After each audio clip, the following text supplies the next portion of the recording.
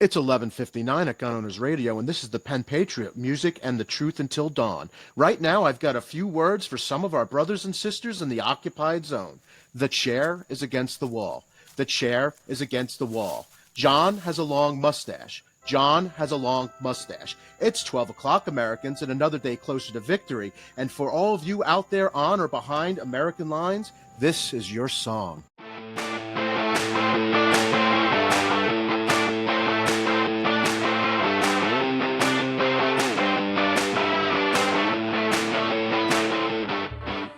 So there's a huge governor's race in California, and it's pretty interesting what's going on. You know, there's a Sheriff Bianco from Riverside is running, and I got to tell you, I hope he wins. He's an excellent, excellent choice. I hope he's the next governor of California. He's extremely pro Second Amendment, but I'm here to tell you there is only one path to victory for Sheriff Bianco to be the next governor.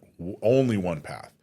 I don't mean that this is the preferred path or maybe, or there's another path. This is more, I mean, there's only one path for him to win. And it's a bit of a long shot, but it's completely and totally doable. But it's only doable if people really truly concentrate on the plan, on what needs to actually happen. And, you know, for those who are going to watch this and be unhappy with the fact that I'm saying, hey, he's only got one shot or he's only got one path to victory, you know, that I'm somehow not supportive of enough of Bianco, nothing could be further from the truth. I got to tell you, Gun Owners Radio has been supportive of Sheriff Bianco from not day one, but before day one. When he started running for sheriff back in Riverside against an incumbent, we were fully supportive of Bianco against the incumbent. The incumbent was somebody who wouldn't issue CCWs, and we were very excited about Bianco running against him. It was a long shot, but he won, and we were extremely happy. And I mean, we were happy when, meanwhile, you know, the old crew for NRA was backing the incumbent who wouldn't issue CCWs. CRPA was backing the incumbent who wouldn't issue CCWs. And, you know, FPC was excited about Bianco. We were excited about Bianco. You know, when we first started Inland Empire Gun Owners in Riverside at the very first meeting, we had Sheriff Bianco come out. He was newly elected, and we gave him an award for his, you know, everything he'd done to turn around the CCW situation in Riverside. Big fans there. During the BLM riots, when he got criticism from a very small group of people who didn't like the way he handled the BLM riots, we were there and said, hey, no, he's doing the right thing. You don't know what you're talking about. And then after there was an arrest at a Trump rally in Riverside, and Bianco was taking criticism from people outside of the state who didn't understand the situation, who didn't understand Bianco, we immediately got him on air and said, hey, we need you to explain yourself. We need people to see what we know of you. We understand that it's easy for people to look at California and say, hey, I'm sure there's just an anti-gun sheriff, but that's not the case with Bianco. In fact, I want to play just a little bit from that interview.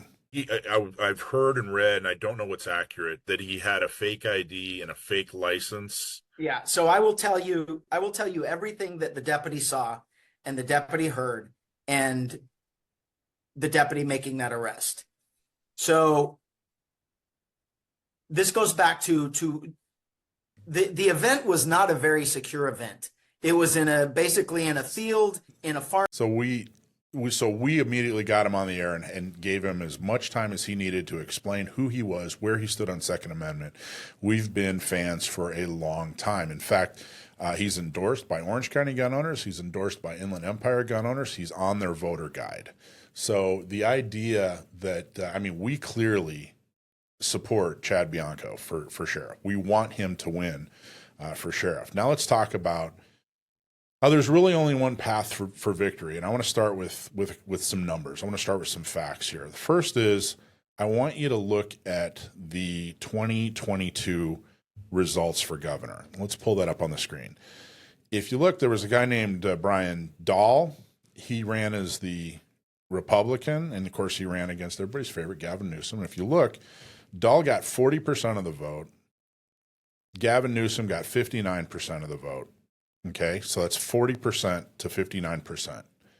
Okay, now if you look, let's just go back one more. If you look at the 2018 election, that was a guy named John Cox. He ran as the Republican, and then Gavin Newsom ran, obviously, as the Democrat. And Cox was even more popular than Dahl. Cox actually ran a little bit better race, frankly, in my opinion, than Dahl, but still only got 38% of the vote. So Newsom got 61%, almost 62%, and Cox got 38% of the vote. Okay, so let's just looking at the lay of the land. Now let's look at the 2024 presidential election just in California. Okay, so Kamala Harris, 58%, 58.5%. Trump only got 38% of the vote in California. Okay, so what about when Trump ran against Biden? So let's look at the 2020 election. Trump got 34% of the vote, and Biden got 63% of the vote.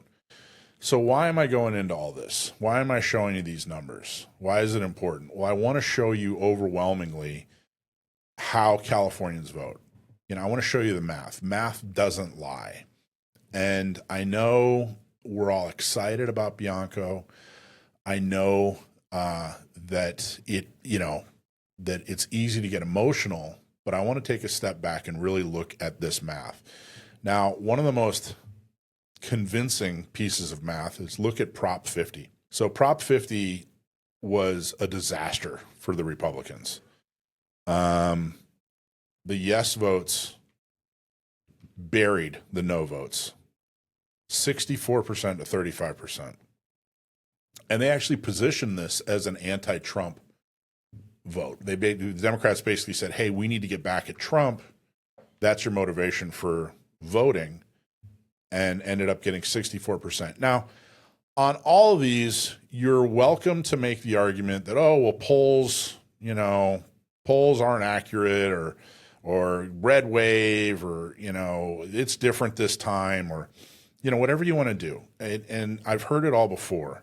But the reality is, the reason I wanted to show you the presidential race, the governor's race, and Prop 50 over not just one election cycle, but over the last couple of election cycles, is to show you that the math is really, really similar. So what's the path to victory for Bianco? Because there is only one. The only path to victory for Bianco is actually based on the fact that California does elections so differently. In the primary, it's the top two vote getters that get to go to the general election. It doesn't matter if those two vote getters are Republicans, Democrats, Libertarians, decline to state. It doesn't matter what their party affiliation is. In most other states, they take the top vote getter who is a Republican, and they take the top vote getter who is a Democrat, and those two run against each other. But in our system, in California, they changed it a few years ago, so it doesn't matter party affiliation. So you could have two Republicans running against each other. You could have two Democrats running against each other. The one and only path to victory for Bianco is if there are two Republicans in the race going into the general. That's it.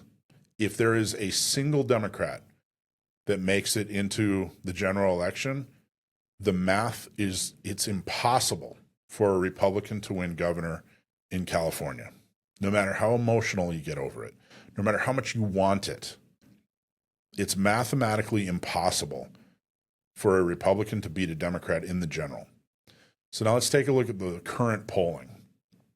This is KTLA put this out, and they have they've paged down a little bit, they have most of the candidates there. And you'll look to see there that Chad Bianco is in first place with 13%. And then you have Swalwell, who just jumped into the race, extremely anti-gun. He's at 12%. There's a chart, if you page down a little bit further. There it is. Okay, so you have Steve Hilton, who's the other Republican. Steve Hilton's at 12%. Then Katie Porter's at 11%. Viller, I always get his name wrong. He's at 5%. Tom Steyer, who just jumped in, is at 4%.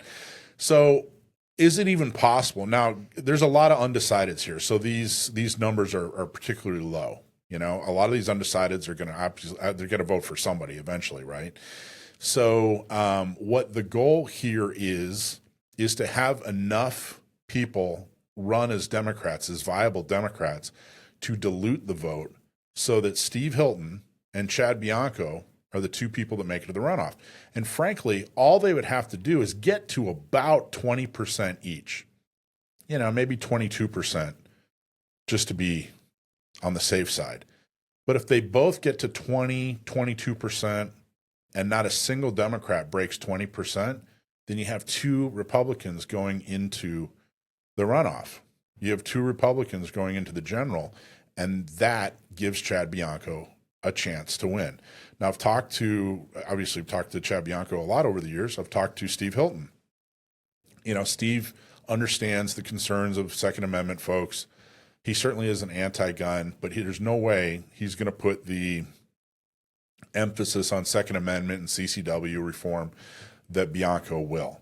But still, Steve Hilton is, you know, head and shoulders above any of these Democrats that are running. So the only hope for governor is to not steal votes from the other Republican to give to Sheriff Bianco.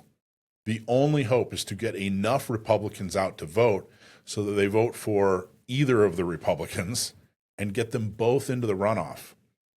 Otherwise, there's absolutely no chance that a Republican, if it were either of the Republicans against any of the Democrats, they'll be lucky to clear 40%. And how do I know that? All the math that we just showed you over the last however many years. So that's it. That's what Republicans have to work on, is getting more Republicans to show up in the June primary so that you have two Republicans running in the general.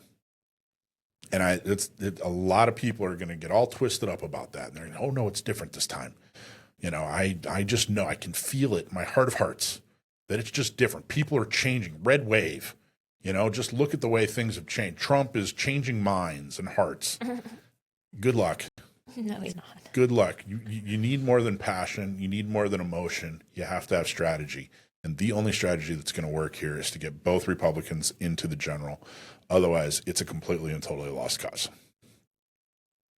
What do you guys think about that? I agree. Do you go ahead? I'm just trying. It's hard. Is my mindset, my thoughts are different than the rest of the state of California. So I'm trying to take myself out of my own mind and to put myself in Right. into the mindset of the rest of California, framing around like what you're seeing. So it's taking me a minute to kind of process through some information. What do you mean? What's the difference in the mindset? Well, I obviously come from a more conservative background. I'm Second Amendment. I'm conservative in pretty much every way, and I know that enough of our state is not. And so I'm just trying to think from the viewpoint, kind of try to almost like devil's advocate, trying to play from the other side.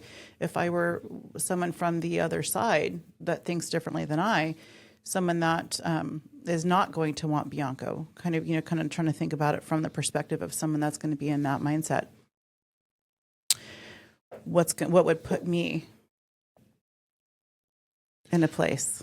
Yeah. Well, I mean, that's what I'm just trying to process that. Obviously, we want the average Californian to vote for Bianco. Right. That's what we want. Right. But the reality is the average Californian is going to vote for one of the Democrats. Right. So split the hell out of the Democrat vote. Right. Yeah. I hope 2 or 3 more viable Democrats jump in Yeah. and water Divide it the down. Yeah. I agree. I think one of the things that's so difficult for me when we talk about like political issues like this is that the voter turnout is so freaking low. It's embarrassingly low. 2018 in the gubernatorial election, I think it was like 64%. 2022, like 50% of registered eligible voters actually voted. So there's all sorts of studies and stuff that show like, okay, we think this percentage of those non-voters were Democrats. We think this percentage was Republican. But at the end of the day, like unless conservatives or people who want somebody like Bianco to get elected are giving an immense amount of peer pressure to everybody that they know to vote, we're not going to see those numbers increase.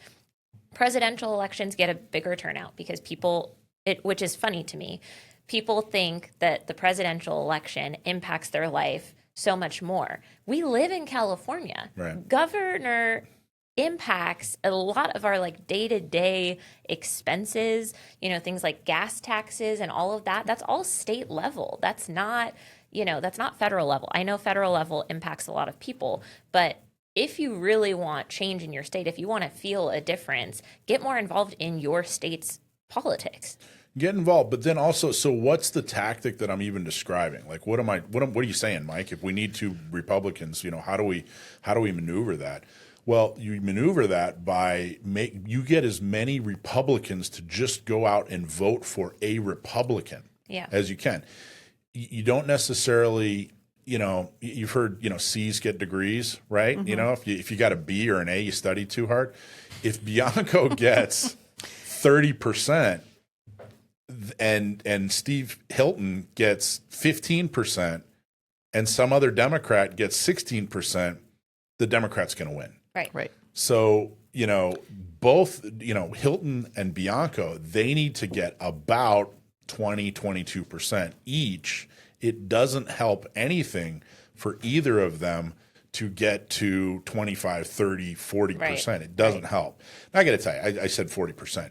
If either of them were polling at 40% right now, it would be a totally different conversation. Different conversation. Yeah. But the fact is they aren't. And even they won't. And they won't. And even if those undecided folks, were jumped into this poll, they wouldn't get either of those guys up to 40%. So the idea now is to not attack Steve Hilton, not attack Bianco. The idea now is that every Republican needs to get every Republican to show up and vote for a Republican in the governor's race. That's the tactic. Mm-hmm. And then you kind of have to cross your fingers and hope that, the top two vote getters are Republican. Because, again, the math, there is nobody out there who really understands what they're talking about thinks that a Republican can win against a Democrat for governor in the state of California. No. And that isn't meant to demotivate you as a voter. That's meant to motivate you. Look, there's a chance, there's a strategy, there's something you can do, and here it is. But taking it further, we get two Republicans in. Yep. The tax steps change because then we need to split it and take it the angle of Bianco. But the first step to get there, you're right, is to get two Republicans in. If we get two Republicans in June, then we'll, cross that bridge when we get there. Right. You know what I mean? Like, and that's where I was already putting my head as I was trying to think it through that point. But yeah, you're right. Let's take baby steps. It is. But the other thing is, like I said, I've frequently described Sheriff Bianco as my favorite elected official. Mm-hmm. That I've ever met. And I've met a lot of elected officials, and he does an outstanding job in so many different ways. Mm-hmm.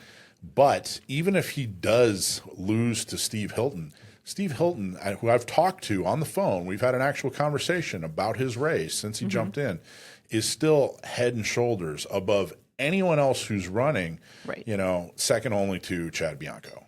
And I don't know, even if it's a distant second, he's, still. So even if you're worried, like, well, gee, if Steve Hilton gets in, the sky's falling. No, not necessarily, I think that people would be happy with Steve Hilton if Chad Bianco weren't running. Right. Yeah. But both Republicans are viable, which is highly unusual. Very unusual. Usually there's one that's barely viable, and then everyone else is way distant. Yes. So you have two really, truly viable Republicans who generally agree with what Republicans agree with, and boom, you got a strategy. So there it is. One way to victory for Chad Bianco, and that's to have him run against another Republican. So the idea is, if your Republican Party, your local Republican Party in your county isn't doing anything or isn't doing enough to get Republicans to turn up and vote, then you need to take the bull by the horns and motivate them, because that's the only chance of victory we got. Yep. So there you go.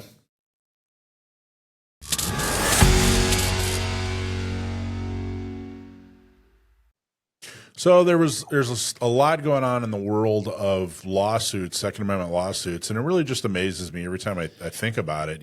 If you'd asked me 5 years ago, 10 years ago, if there would be this much action in the courtrooms when it comes to Second Amendment, I would have said no way.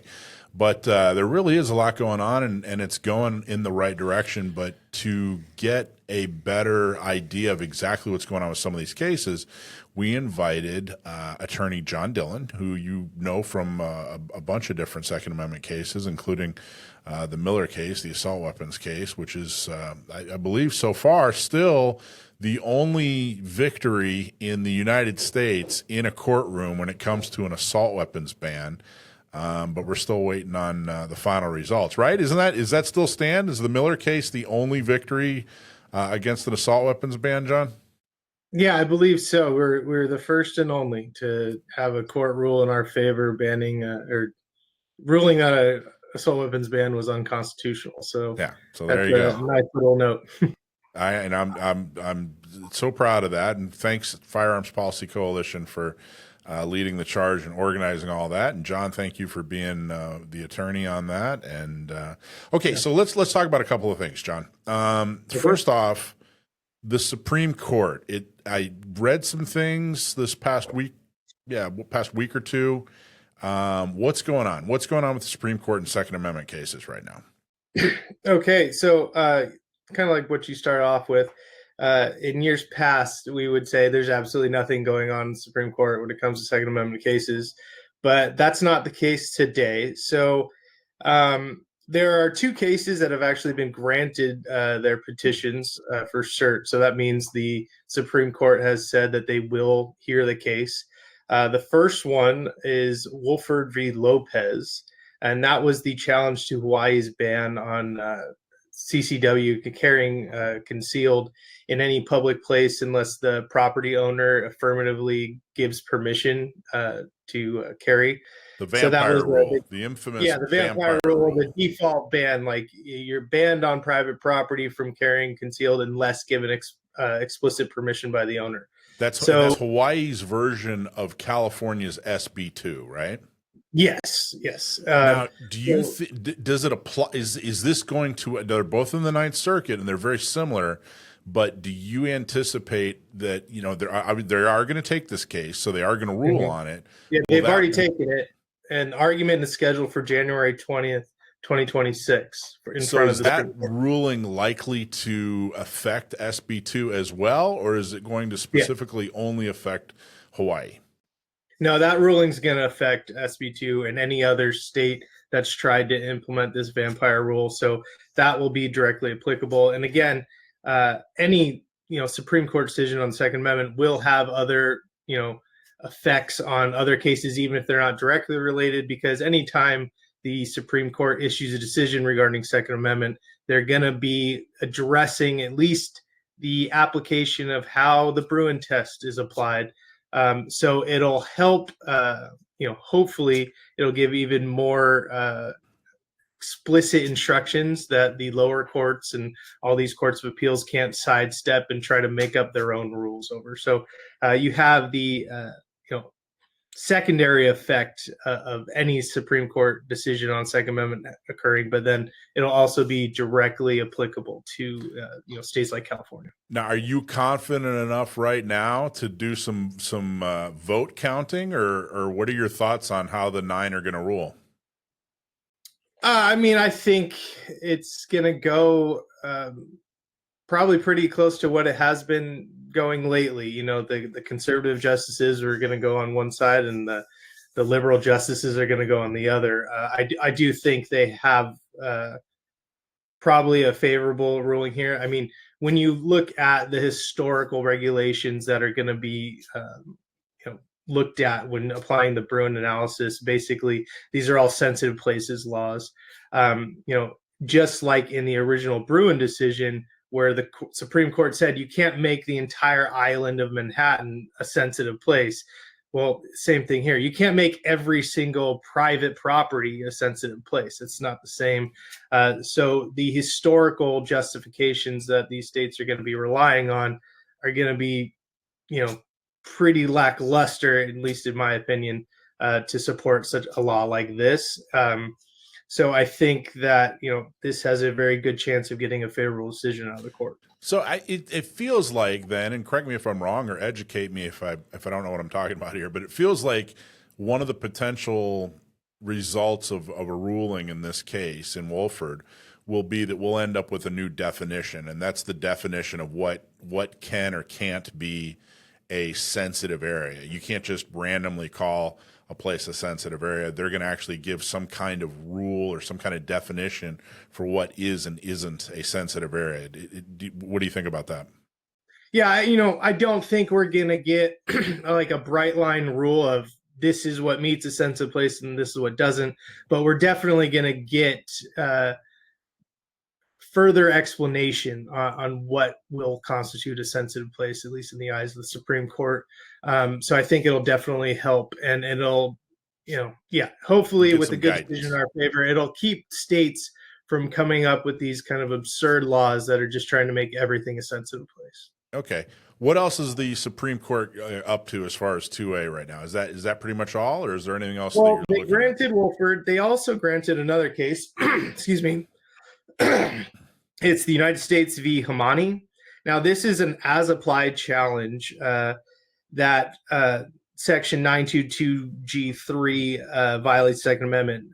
That's basically, it's the ban on the possession of firearms for any unlawful user of any controlled substance. And in this case, it's marijuana use. So the plaintiff here, was prohibited from possessing firearms because he's a habitual marijuana user. The Fifth Circuit ruled in Hamani's favor under Bruin, which is great. It has been appealed, and now it's in front of the Supreme Court. They have actually granted the petition, so they will be hearing that case, although they have not scheduled oral argument on this yet. So do you think that the states or any government, whether it's municipal or state or federal, do they have the right to make somebody prohibited if they're a marijuana user? Yeah, I honestly, looking back at the history of everything, I don't think that there is an argument that you can outright prohibit any, illegal or unlawful marijuana user, even controlled substance user, unless they are actually under the illegal substance effect. Under the influence at the time. That, if you smoked marijuana yesterday, but you're not high today, you can't be prohibited, because any argument that the person is irresponsible, more dangerous, more negligent goes away if they're not under the substance. So just like with alcohol, you can't make someone a prohibited possessor of firearms because they drink alcohol. And it's essentially the same effect. I've talked about this. I've been talking about this on Gun Owners Radio for years. It's been ridiculous that marijuana is legal on the state level in California, but if you use it legally in California, you can't be a gun owner because of the federal law. Not because I've never touched marijuana. I don't really care about it. I don't care about it either way. I'm not some big, advocate for marijuana, but I am an advocate for Second Amendment rights, and taking away somebody's Second Amendment right for doing something that's legal and doesn't appear to be any more harmful than, drinking, alcohol. I mean, it's just ridiculous. And it was particularly annoying that they weren't willing to fix it in Congress, because Democrats hate guns and Republicans hate drugs. So therefore they just weren't going to fix it, So yeah, that's a good way of putting it. I'm glad that it sucks that it had to go to court. It shouldn't have had to go to court. It shouldn't have to rise to the level of the Supreme Court. They should have been able to, been an effective and good government and fix this. But I'm glad they are, because I think that it's been this particular little snafu has been screwing up some people's lives. So I'm glad that we're going to get a decision on this. Yeah, you got to remember that if you are, arrested and convicted of a felon in possession or a prohibited person in possession, that's a felony. I mean, so, the fact that you smoked and that you own a gun, if you get a felony conviction off of that, that is absolutely life-changing. This is not something that you just kind of brush off. Oh, I didn't go to jail, I got probation, and no harm, no foul. This is something that will ban you from your rights. not just your Second Amendment rights, but you got all sorts of rights that are going to be affected because of that. So this is not something to mess around with. I think it's amazingly overblown, the consequences that can happen over something like this, and it's just it really is just a way to grab and take away rights. Yeah. So okay, so there's two more cases I want you to talk about. The Duncan case and the Rhodey case. The Duncan case both have to do with ammunition. The Rhodey case has to do with buying ammunition, and the Duncan case has to do with storing ammunition in a magazine. So where are we with Duncan, and where are we with Rhodey?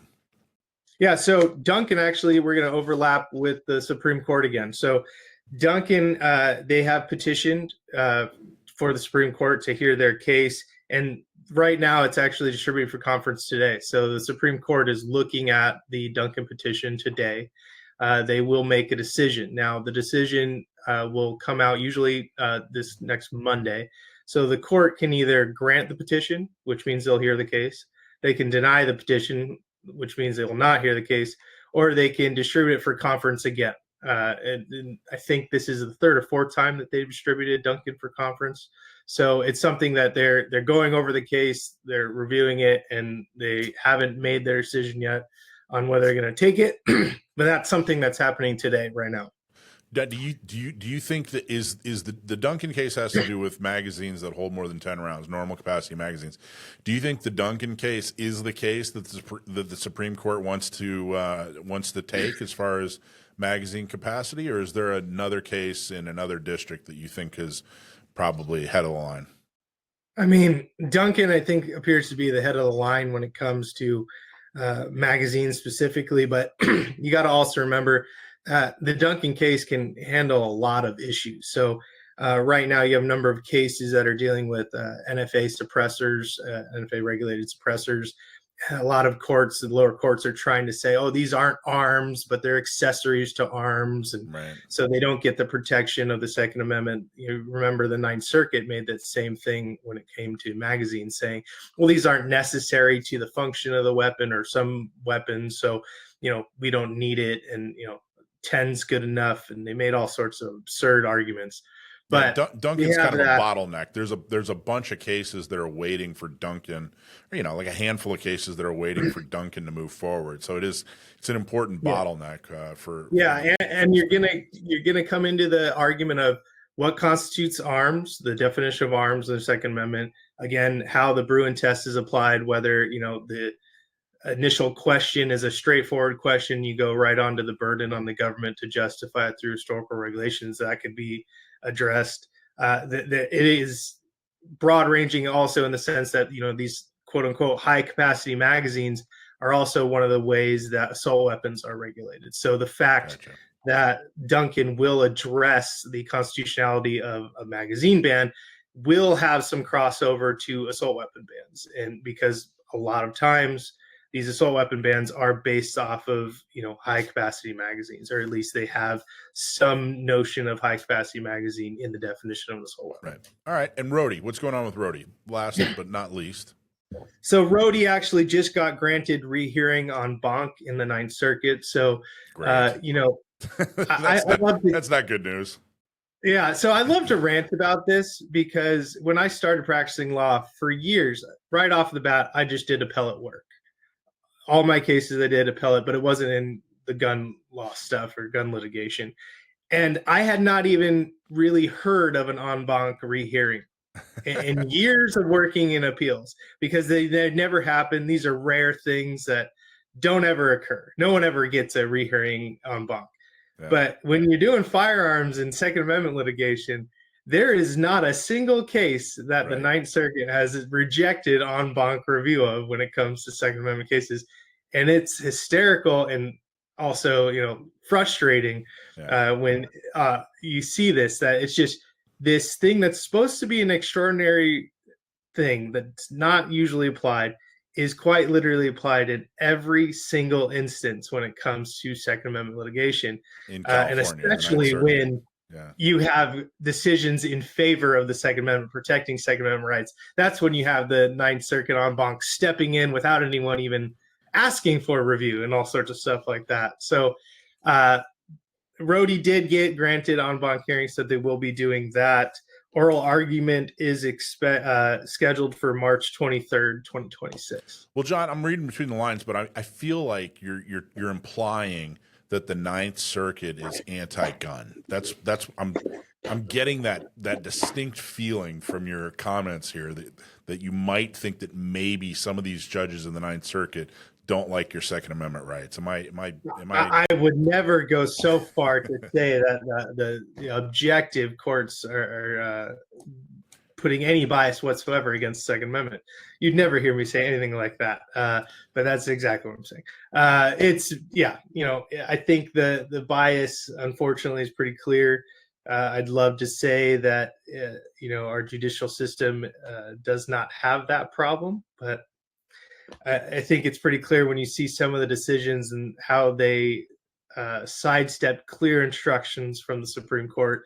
I mean, this has been going on since 2008 with the Heller decision. You had a good 12 years of these lower courts just literally making up their own analysis, making up their own rules, standards of review, everything, and their own tests. And then you have the Bruen decision comes out, which explicitly rejects exactly what they were doing and calls them out. And the next thing they do is make up new tests that Bruen never said, and in fact explicitly rejected again. So it's the battle, it's what we're going through. And the good thing is with the Constitution, law, history is on our side. That's one thing that I look at all the time. I've never had to twist facts or words or information to support my argument. And they do. Seems pretty clear. I just read the Bruen decision for what it says and says, hey, it said this, let's do that. And it seems pretty easy. Yeah. But it's amazing how you can sidestep that stuff if you just really want to. Nice. All right, John, how do people find what's your website? How do people find you if they need you? Yeah, DillonLawGP.com. I'm California Firearms Attorney, or California Firearms Law on Instagram. You can do that. Numbers 760-642-7150. And you can contact us via Instagram, social media, Twitter, or the website. And I'll throw this out there too. We're getting, with more and more people in San Diego and all over California applying for CCWs. This is one thing that I'm particularly interested in. And, we have people that get denied their applications for bogus reasons or even get their issued CCW permits revoked. And that's two issues that we at this firm are really focusing on and want to help people out. So far, we are 100% in getting anyone who's been denied their CCW application. We've had 100% success in reversing all of those decisions, going and challenging it in front of the courts. So if you are having trouble with CCW applications or you got your license revoked, please give us a call. Great. John Dillon, Second Amendment attorney extraordinaire. Thanks, man. Thanks for your insight and coming on the show. Thanks. Sure. Thanks for having me.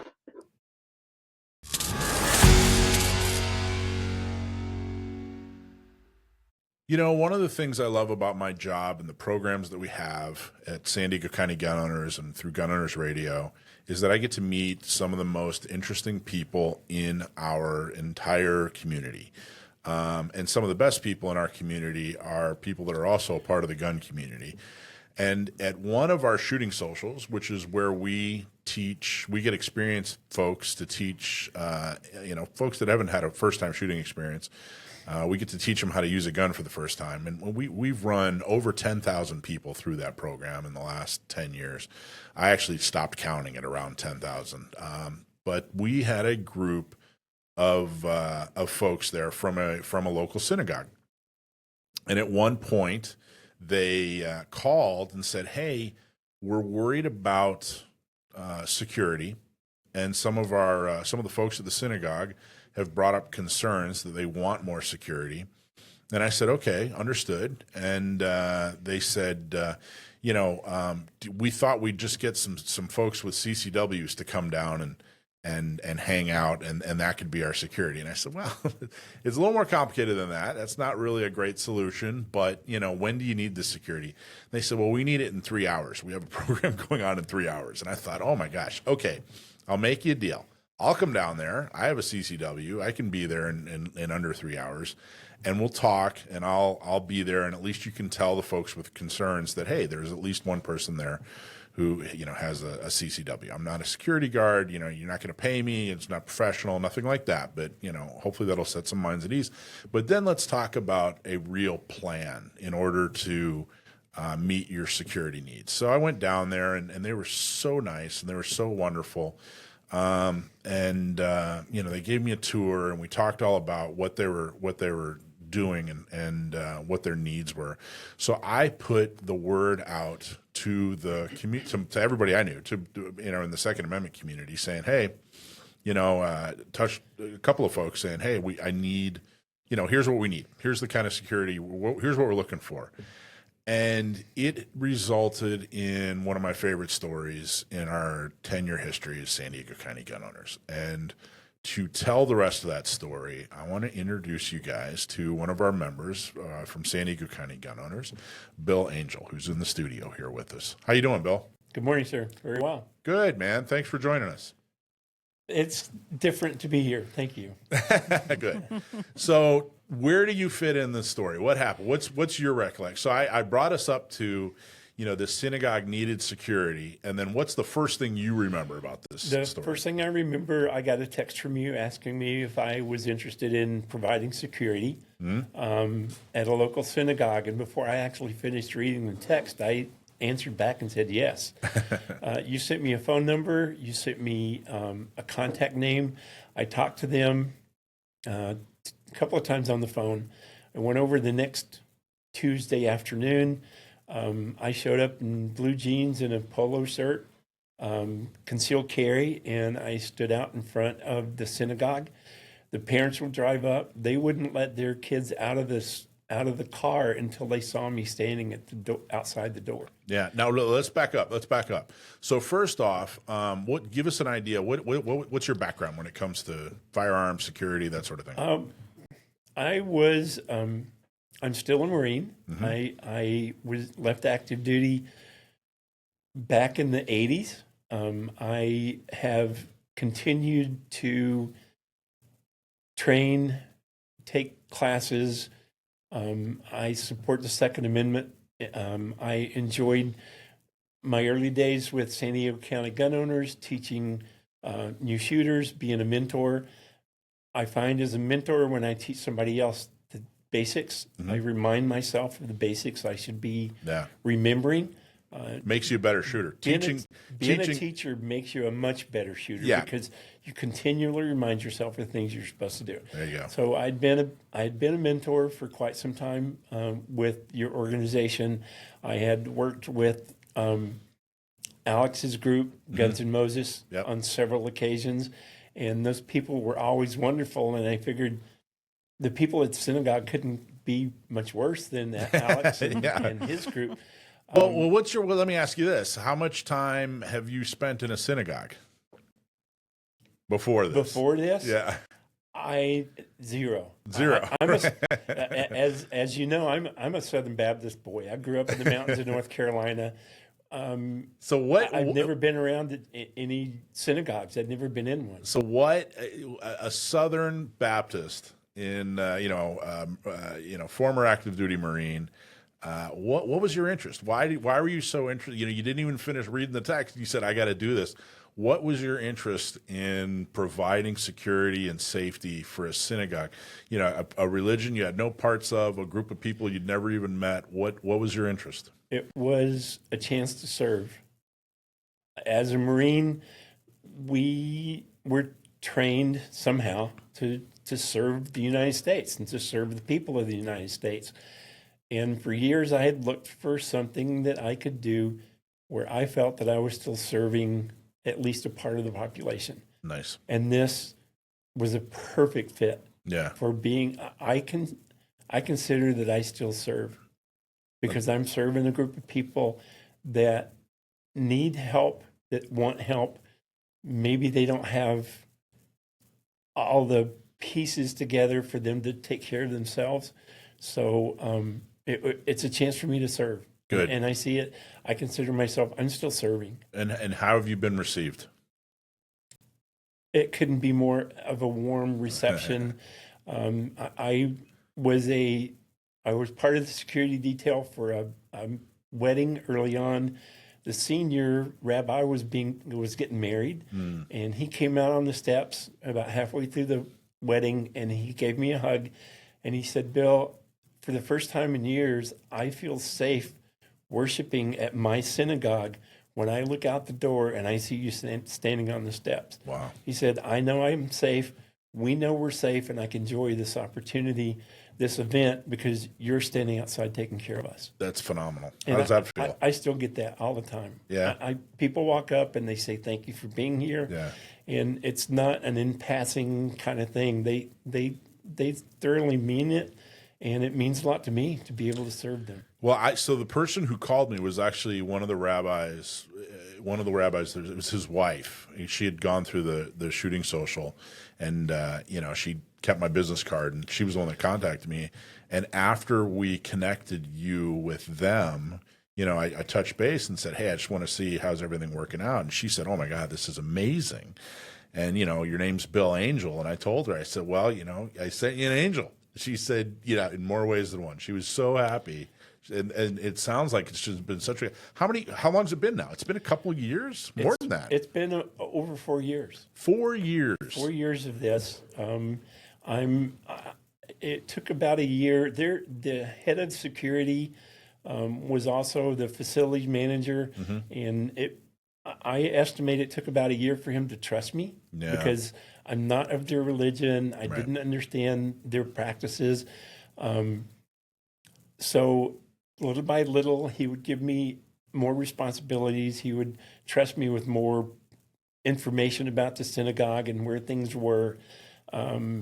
Every few months, there were more doors that my key fob would open. Now I have full access to the synagogue. I joke occasionally I'm one of the few Gentiles that can open the doors of a Jewish synagogue just by looking at them because I have facial recognition software. But for 2 years, I was the security guard for the Hebrew school. And the wife of the rabbi and the rabbi were the two that ran the school. And they would do events offsite. So I would go in advance. I would be at the location where they were going to be for the offsite school activities.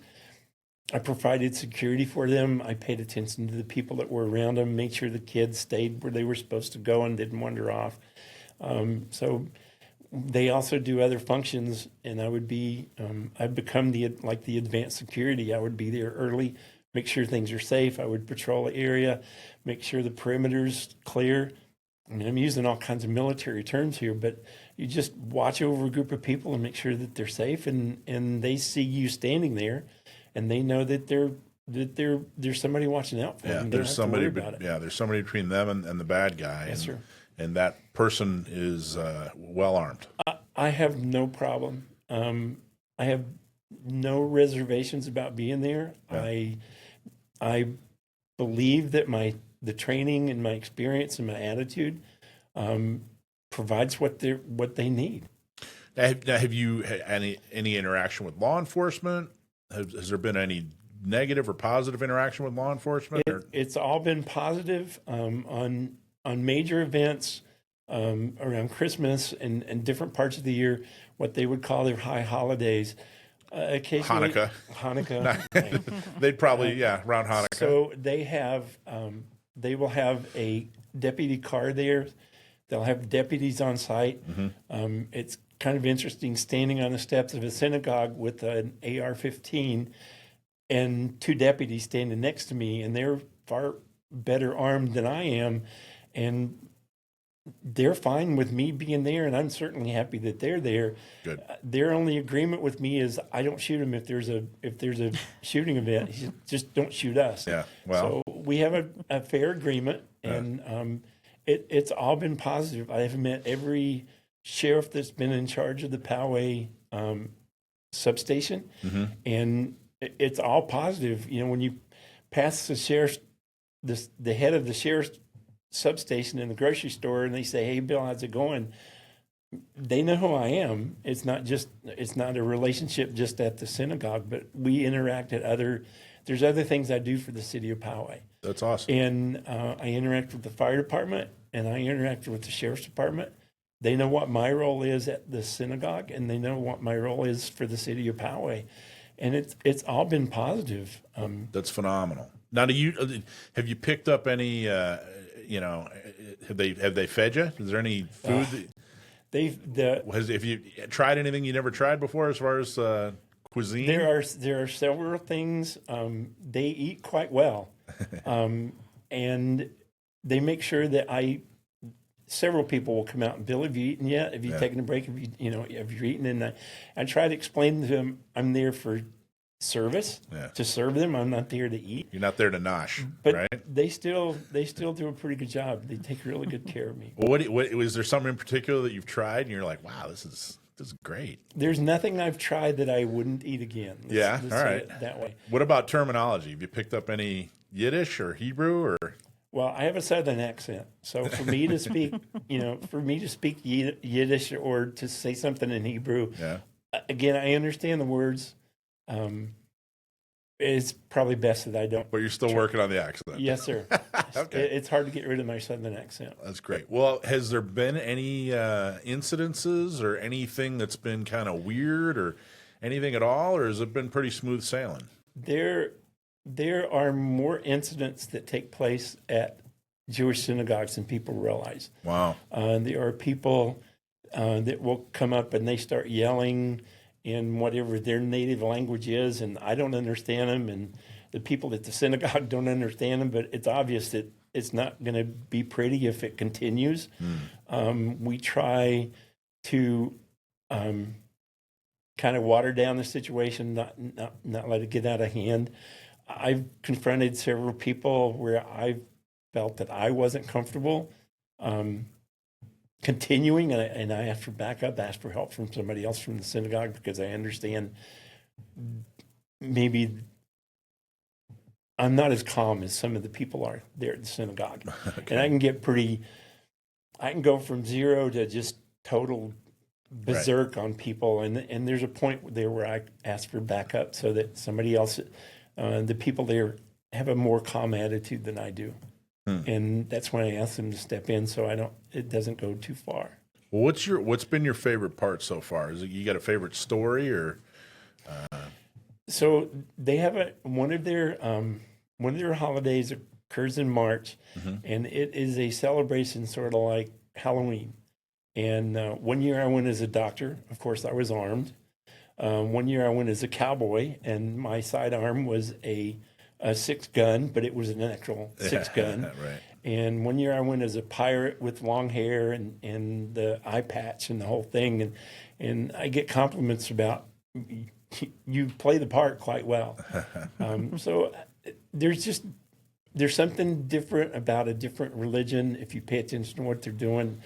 Has anybody been surprised? Has everybody been like, you're Southern Baptist? What the heck? Or occasionally, people ask me, if this is my synagogue, when you have people that don't know us, and they'll say, "You don't look Jewish," and I throw in my real rough Southern accent, and they realize this guy's not Jewish, but and they'll ask, "Why are you here?" And my answer has always been because I enjoy serving the community. No, that's awesome. That's awesome. So what do you want people to know? What do you want people to know about what you do? What do you want people to know about the people you serve? And what would you tell other, former law enforcement or former military about what you have gained out of this?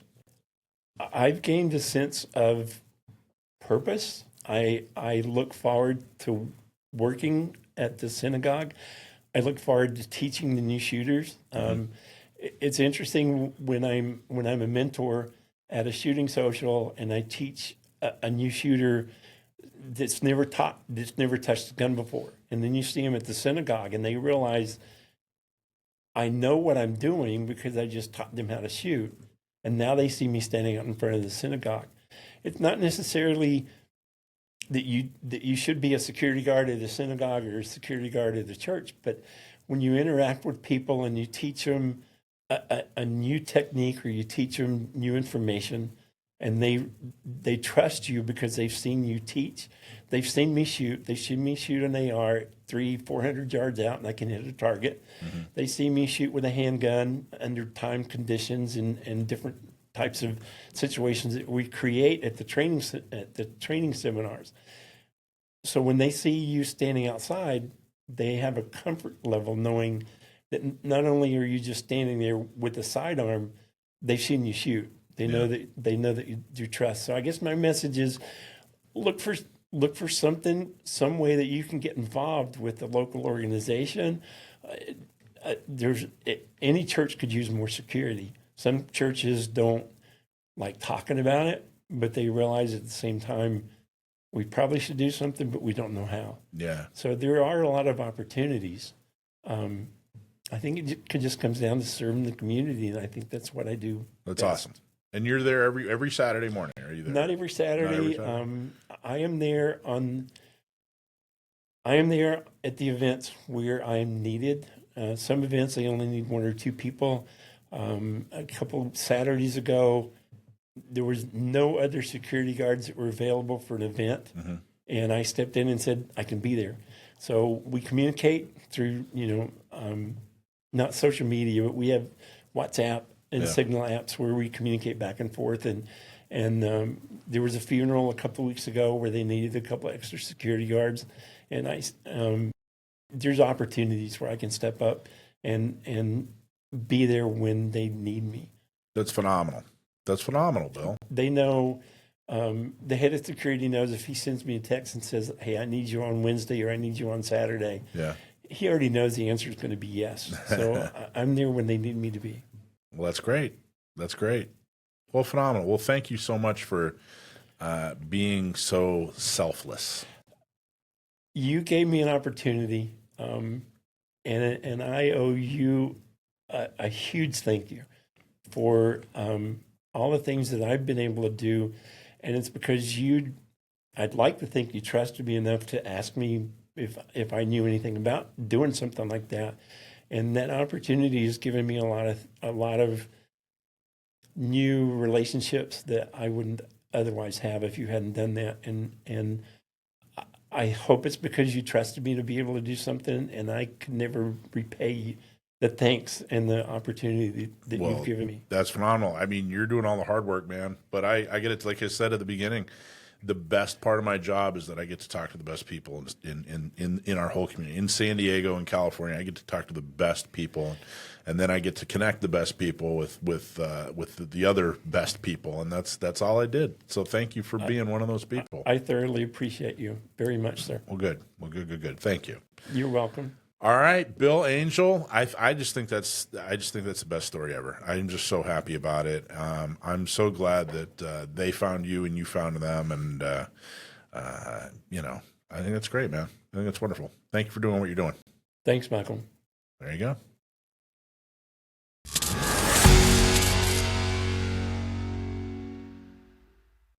Hey, Mike, Yes, do you remember that whole segment we shot yesterday about Glock? I remember. That was a good segment. Quality It work. it was a good segment Yeah. until today. Glock is releasing a Gen 6. And so most of what we talked about yesterday is no longer relevant. Let's take a Oh, look. all right. So I don't know if you guys have heard, but Glock has been in the news a little. Yeah, I don't think know. we've covered this at all. This is brand new info to me. I know we spend a lot of our time under a rock, but I actually need to. This is a correction. I messed up the last time we talked about Glock, and it led me kind of down a path that I wanted to talk about. I had said on the last show, you remember, that that Glock announced this Series V in response to the Glock switch. Right. That they announced. They actually said that was part of the reason that they did that. And you corrected me. on the air. And you said, no, they actually didn't say that. I was like, I was positive. Yeah, you were positive, and I went along. I was like, yeah. And the reason I was so positive is because I went back and I thought, gosh, I could have swore. And I went back and read some of the sources, you know, because, you know, I looked, you know, well, where did I read that? And realized that every single source that I read they just kind of stuck that in there. They just said, oh, well, in response to the lawsuits and in response to, you know, the pressure for the Glock switch or whatever, you know, Glock put out this Series V. Meanwhile, they've never said that. And I looked all over the place. Now, I want to show, they did talk about that they were phasing out pistols. They said, hey, and we talked about that. We talked about that 8-9 months ago. It was back in the spring. So I went back and looked at the sources, and there were a lot of stories. Like there was a story on smoking gun, facing pressure. Glock is set to phase out current pistols for new V series. Now, they were facing pressure, you know, and they even put in here in recent years, Glock's illegally converted into do-it-yourself machine guns using small, easy to 3D print devices known as Glock switches have caused terror throughout the country, et cetera, et cetera. They were, but that doesn't mean that that's why they did this. And there's another website I looked at here, The Reload, Glock to redesign pistols as lawsuits and legislation pile up. That both of those things are true too, but connecting those two, there's no proof that that's why Glock did that. And of course, you have a lot of people saying, hey, they bent the knee, you know, Glock bent the knee. And there's no evidence that they bent the knee. I mean, like I said, we did talk about Glock phasing out pistols. Not all of them. They really only, when the list that they had was like a lot, it was a lot of like Gen 4, you know, but they didn't really talk a lot about Gen 3 and Gen 5. I remember it was kind of a baffling announcement. It wasn't like a definitive, oh my gosh, what are we going to do? Right. So we're clearly plotting something back then, but then it, you know, developed even more. And then I want to bring up, there was an article here from the Office of Mayor in Chicago. Mayor Brandon Johnson hails Glock's move to discontinue pistol models easily modified with Glock switches. The manufacturer's decision comes after a Cook County Circuit Court denied Glock's motion to dismiss the city's lawsuit seeking to halt sales of readily convertible firearms. And it goes on to talk about it. But again, there's nothing in there that says, you know, that Glock made a statement that, hey, if all we got to do is put out these new Series Vs and the Glock switch is null and void, it just won't happen anymore. They never actually said that. And there's even if you go to their, they have a section on their website that is, you know, for press releases. Right. There's nothing there. Right. There's almost nothing there. I mean, I don't even mean there's nothing there about the Series V. I mean, there's almost nothing there. Like they really do a horrible job of communicating, frankly. I mean, they barely talked about it at all. So then when we were talking a few weeks ago and we showed the difference between, you know, a Glock V, Series V, and the Gen 5, we're going, well, there's no difference. Right, right. There's very, very little difference in this. Well, and there was some speculation that, you know, people online and that we were making that, oh, maybe the tiny change in the design of the slide would make it more difficult to put switches on, but that ended up not being the case at all. They had switches on immediately. The Gen V within hours of it, you know, hitting the shelves for these, you know, FFLs who got the first round of them. So, yeah, I mean, it's interesting because so much of the speculation, like even that mayor article that you guys pulled up from Chicago's taking credit for this. Chicago's like following pressure from Chicago. Glock announces new pistol line, and it's like, sure, it did follow pressure from Chicago, but we have no idea if those things are actually related at all. Chicago's giving themselves a big pat on the back, you know. For Glock redesigning their pistol from an easily convertible, you know, full auto pistol to a brand new, easily convertible full auto pistol. Yes. Boy, guys, way to nail that, Chicago. Hilarious.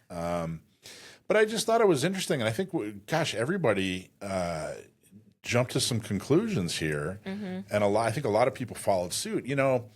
This is I rely heavily on other people reporting on this kind of stuff. I mean, none of us do this show full time, Right. so we all kind of relied on it. And I think the first go around or two, we just kind of went with the assumptions, but after you pointed it out, I'm not even sure. Like, when did it occur to you that, hey, wait a minute, Glock never said that?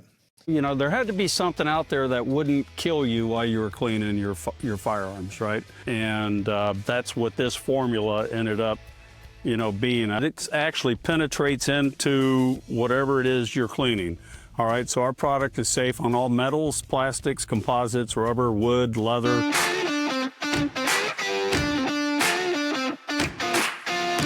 Before the show, the last time we talked about Glock, when I saw that one of our segments was on Glock, so I was looking on Glock's official, website, social media accounts, just trying to see like what has Glock actually said about the V, and there was very little. Yeah. I mean, very little. And then I kind of read into like the controversy that maybe the Glock store broke the news before they were supposed to, whatever. So then I was kind of reading into that. I was like, okay, maybe they were going to come out with a press release, but they felt like they got superseded by Lenny or whatever. So I kind of just like read into it, and I was like, oh, Glock has actually been very, very quiet about the V. I was able to find one, kind of statement, but it was very short, and it was basically just, we're coming out with a new line of pistols. It did not say anything about, switches or anything. So from there, I was kind of like, well, what if we're not right? Like, what if that's actually not why they came out with this new line? Right. Yeah, the only thing I've seen them mention is just that it's more durable is the term that I've seen used for the V. Yeah. And I think that the timing is suspicious. It is suspicious timing. You read into it, but for sure, there's been no statement. Well, and I also just wonder, like we had talked about before on the show, maybe it's a move to kind of streamline their product line to make things a little bit more, concise, because they had so many guns that were kind of the same as the last gun that had come out. And then the V sort of feels like the same thing, but they're just discontinuing the other names so that it's easier maybe for them to support, purchasing and FFLs and whatever. Like I'm going to be surprised if this even ends up on the roster. I don't think this had anything to do with California. Don't think it had anything to do with AB 1127. And we probably won't have Glocks in this state for a very long time. Yeah, so that whole segment yesterday is old news, and we have to do a whole new one. So I thought maybe we could take a look at the website. We're going to take a look at the Gen 6. Perfect. Impeccable timing on our part. All right, so the Gen 6 coming out in 44 days, 12 hours, and 21 minutes as of the time of this recording. There is a lot of interesting stuff about the Gen 6. To me, it kind of feels like what people have been already doing to their Glocks, all in one package coming straight from the factory. All right, so some of the biggest featured changes. We've got different palm swell. We have a thumb rest. We've got optic ready option. Basically everything that we thought the Gen V should have been, except now very shortly later, a month later, we've got this Gen 6 that is everything that we actually wanted. So I don't know how popular the Gen Vs are going to be after this new release. Well, I think that's a big question, and that's kind of an unanswered question, is what happens with the Gen V now. But at least we have the official announcement from the Glock website. And I'll tell you let's bring up a picture. Let's show a picture of the new Gen 6, the Glock Gen 6. And there it is. Okay. I was not ready for that. Okay, that's not actually it, but look at how similar. I got to tell you, it looks and has a lot of the same features. It looks very similar. That, of course, is a Smith & Wesson M&P 2.0. But the thing is, back when it first came out years ago, decade and a half ago or whatever, people said how much it looks like a Glock. So I don't know. They seem to be just kind of switching positions. But okay, that's enough of that picture. So what I wanted to do, you hit the nail on the head, Dakota. A lot of the things that they've incorporated into the new Gen 6 are things that people were doing aftermarket anyway. In fact, what I wanted to show you is this is my Gen 3 Glock 30. and it's a Glock 30 and 45. It's not even the slim frame. It's not the SF. It's the old school one. I bought it. Geez, I don't even know. I got it back in like I think 2007 because I wanted 45 because in my heart of hearts I am a FUD. So I got a 45 caliber Glock, and but I wanted to show some of the things I did to it. Is I took it into my friend Lee at Gunfighter Tactical, which unfortunately is no longer around. And I said, hey, this grip, I want it to be much smaller. So take it down as much as you can. And I want the grip pattern to be a little grippier. And I want undercuts with the trigger guard. So that's exactly what he did. And now I love my Glock 30. And Yeah. the Gen 6 has very, very similar and more. Their grip on the Gen 6 is actually, they said it's kind of a hybrid between a Gen 1 and a Gen 5, and it is a little bit grippier, but not too, it's not so hard that it's uncomfortable. So it's a little bit more gummy, but it's also a little bit more aggressive, which is nice. It also comes with a little bit better magwell. I hesitate to call it like a full-on magwell because it's not a magwell in the sense that like a Yeah. competitive shooter, puts their aftermarket magwell out, but it's definitely a lot more flared than a normal Glock is. Now, all the things that a Gen V had or a Series V had are incorporated into a 6. So the back plate is the same as the V, and so all the changes in the V are the exact same. But in addition to that, rather than this rounded trigger, which has been on Glocks since the earth cooled, it's now a flat trigger. It does come with the undercuts. You don't have to have undercuts put in like I did. And because of the difference in the grip size and the undercuts and the palm swell and everything they did, the distance between the web of your hand that goes here and the trigger where your trigger finger goes is shorter. So if you have short, stubby fingers like I do, you're going to be able to get to that trigger a lot better. Plus, combine that with the fact that it's a flat trigger, you're going to have a lot more room in this trigger guard without making the trigger guard bigger, which I think is a huge, it could be an advantage. That's one of the favorite things about the Gen 6 to me, because I work with so many different students with different hand sizes, and a lot of women have a hard time reaching the trigger on their Glocks. And I think these palm swells are going to go such a long way to make Glock fit ergonomically in a wider variety of hand sizes. Well, and there's even more for that. They also have back straps that you can switch in and out, which is not available on my Glock. So it'll make your grip even more adjustable depending on someone's hand size, which I think is going to help people of all different hand sizes, including the women that you teach. Yeah. The beaver tail on the 6 is going to be a lot more, I'm going to say, prominent, which I believe will it'll protect your hand from the slide a little bit better and basically help you get a better grip on the gun without making the gun significantly a different shape. They're going to have the optics I think is going to be a huge change on the top. The old school Glocks, there's no cut. The 6 has a little cut right here for different brackets, and it's not just their proprietary Glock MOA bracket. You can actually have a couple of different brackets. The brackets are not metal, so it acts as a little bit of a shock absorber for your optic, and you're going to be able to put just about any optic on your Glock 6 that you want. So they got rid of that MOS proprietary Glock optic, and they're opening it up so that you can use pretty much any major aftermarket optic you want on your Glock, which I think is huge. Well, and a piece of that too is that they completely redesigned the optic system. So I think the 6s are going to be shipping with multiple polymer plates, which is, a different thing than your typical, metal plate system that you would see. So I think that's a really interesting concept and something that I don't really think anybody else is doing. I think so. I think it's a good solution. They also are going to have, there's a couple of things. First off, they have an ambi slide release, which you can't see on that side. So the slide release on the 6 is actually ambi, which means you can access it from either side. The mag release is either left or right-handed on a 6, where mine is only for right-handers.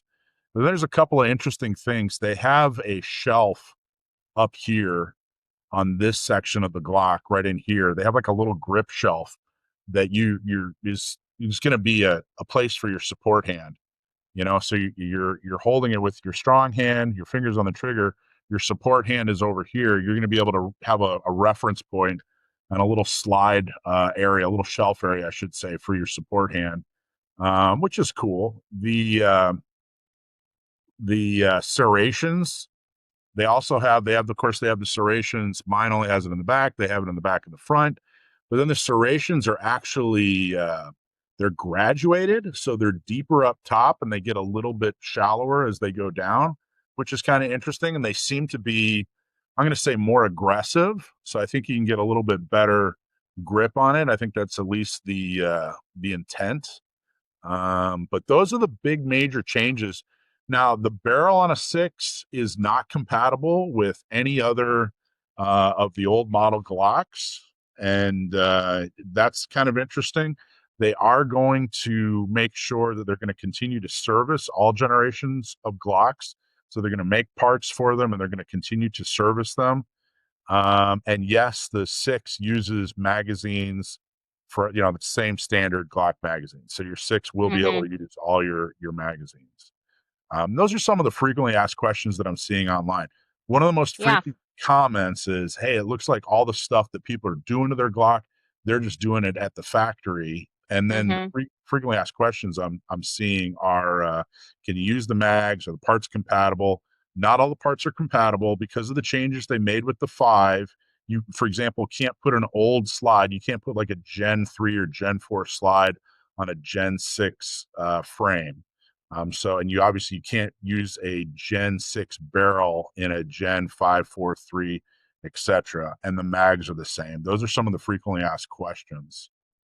But the unanswered questions are, what will become of the V?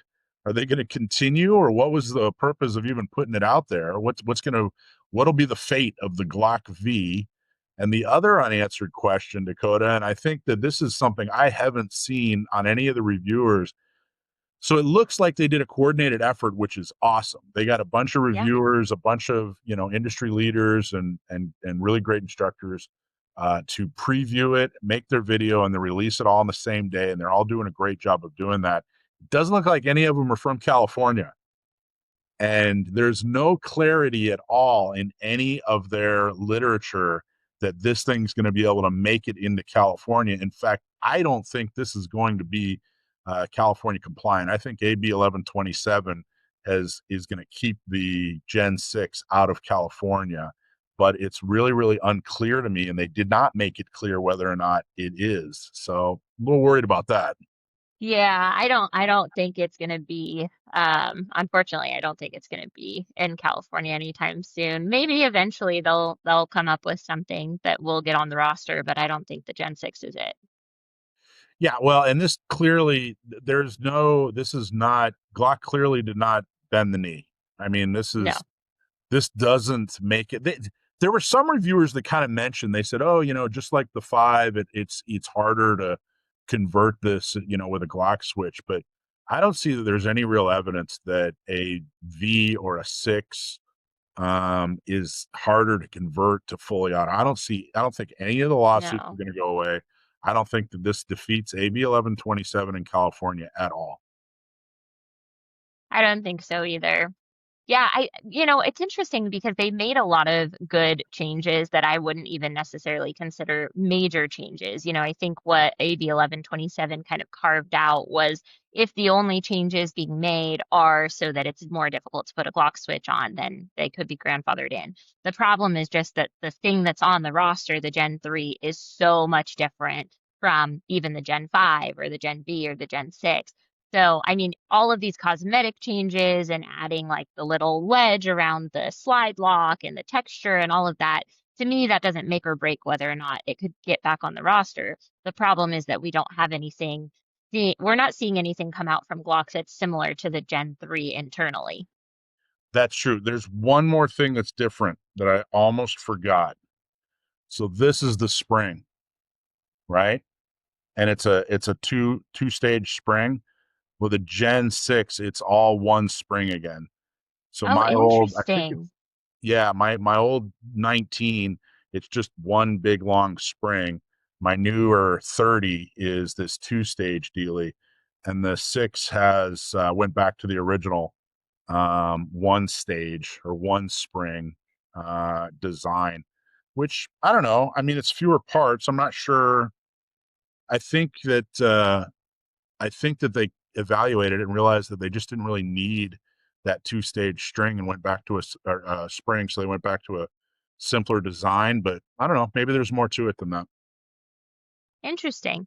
Yeah, I think one other thing that's kind of interesting too, which we're seeing on some Smith and Wessons, we're seeing them on some Springfields, but they did add that little bit of texture on the side of the gun for your support hand thumb to kind of connect with when you have a good grip. And I really like that feature on some of my other pistols. I think the Springfield Echelon has that. And so it was fun to see Glock jump on board because I do that as an aftermarket adjustment to all of my Glocks. I add a little bit of texture on the side of the frame in that spot. So it was fun to see that on the new frame. I was like, oh, they are thinking about us and where we want our thumbs to sit. So that was a nice little piece too. That is. There another thing is, now that I took my barrel off, the this little wall Oh around yeah. the slide release is a lot more prominent on the new 6, and they say that is meant for folks who have a really, really high grip. And I got to tell you, with this, with the tang and the beaver tail and everything, with this area being shorter, I can definitely see how people would have a higher grip. Mm-hmm. Now that it's a slimmer grip and shorter distance for your finger and your hand and the webbing of your hand and everything, I can see that people would have an even higher grip. And this little wall here is a lot more prominent. So that's another change. Yeah, I actually do have that problem where my Glock, especially my Glock 17 that I shoot competitively, that will not lock back when I'm shooting because I am putting downward pressure on the slide latch, or the slide lock. So even if the magazine is empty, the slide does not ever go to slide lock, unfortunately. And it would be nice if it did. So I think the Gen 6 could be fixing that. And I'm hoping that with private party transfers, there will soon be lots and lots of, law enforcement and other folks who decide they don't need their Gen 6s and they will become, a part of the market here in California via used private party transfers. I think that's a good plan. I think my plan of attack is to be grumpy and complain until there's a Gen 7. That's probably that's the route I think I'm going to go on this. But I don't know. We'll see. Hopefully, I don't know. We'll talk. Maybe we can get Second Amendment Foundation or somebody involved in the lawsuit on and see how this affects things and see, maybe the dust is still settling. And I don't really know. But if you live in California, I think the important thing you need to know is, people are going to be able to start buying these on January 20th, but not if you live in California. Yeah, unfortunately. So in a way, it does feel like a SHOT Show release, right? Even though they came out early, but isn't January 20th, isn't that right around when SHOT Show is? That's right in the middle of SHOT Show. Yeah. And kudos to Glock. I'm really glad that they coordinated and they got a bunch of people involved. Yeah. They clearly coordinated so that everybody released on the same day and they had plenty of time to do the reviews and go to the range. And great. We need more of that from all the companies out there. So Glock, thank you for making things a little more clear, a lot more clear. I'll even say a lot more clear. There's still a lot of unanswered. Yeah. There aren't a lot of unanswered questions. There are just a couple of unanswered questions that are extremely big questions. So we'll see. That's the scoop on the Gen 6 release, what we know about it. And can't wait to get my hands on one. All right. Well, cool. Well, thanks for watching, everybody.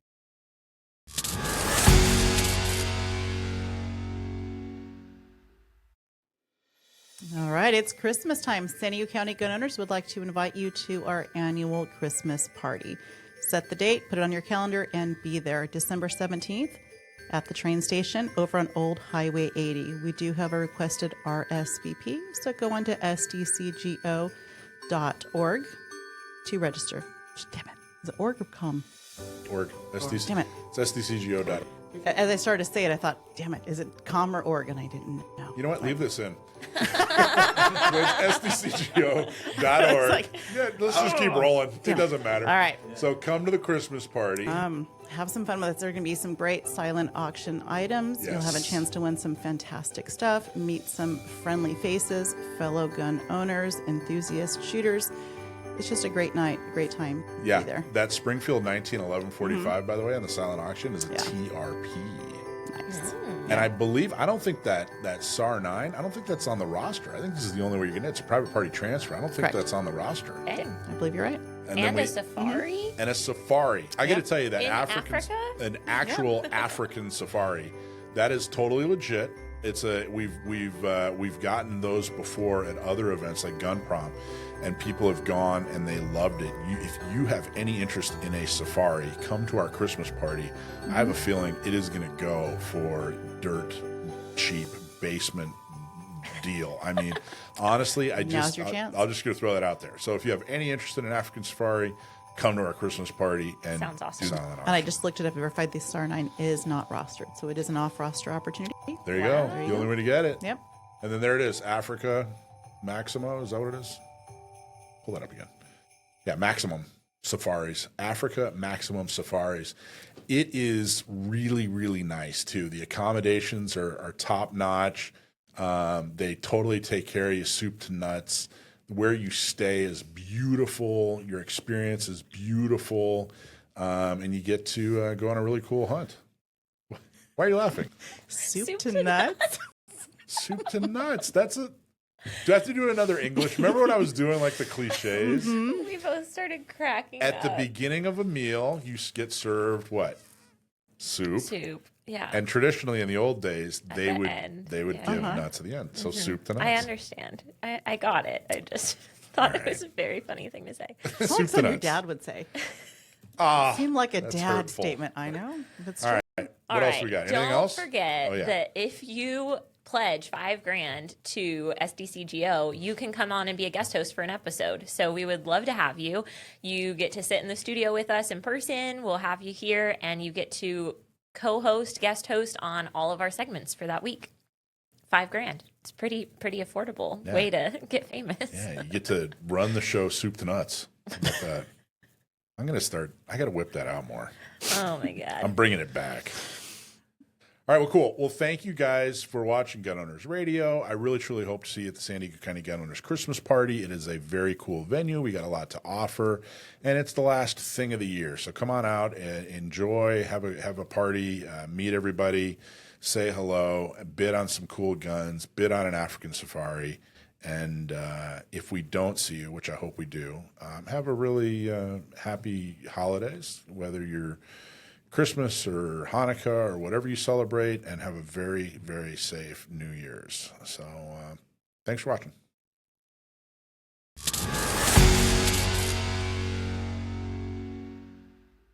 All right, it's time for my favorite segment. It's called Stump My Nephew. My nephew Sam, really good with gun trivia.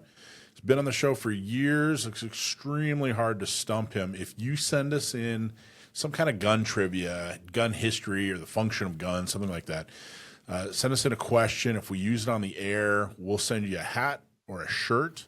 Or if you stump my nephew with your question, we will give you a special prize. But good luck with that. So without further ado, Sam, you there? Yeah. How's everyone there? Good, man. How are you? Not bad. It's a snow day here in Virginia.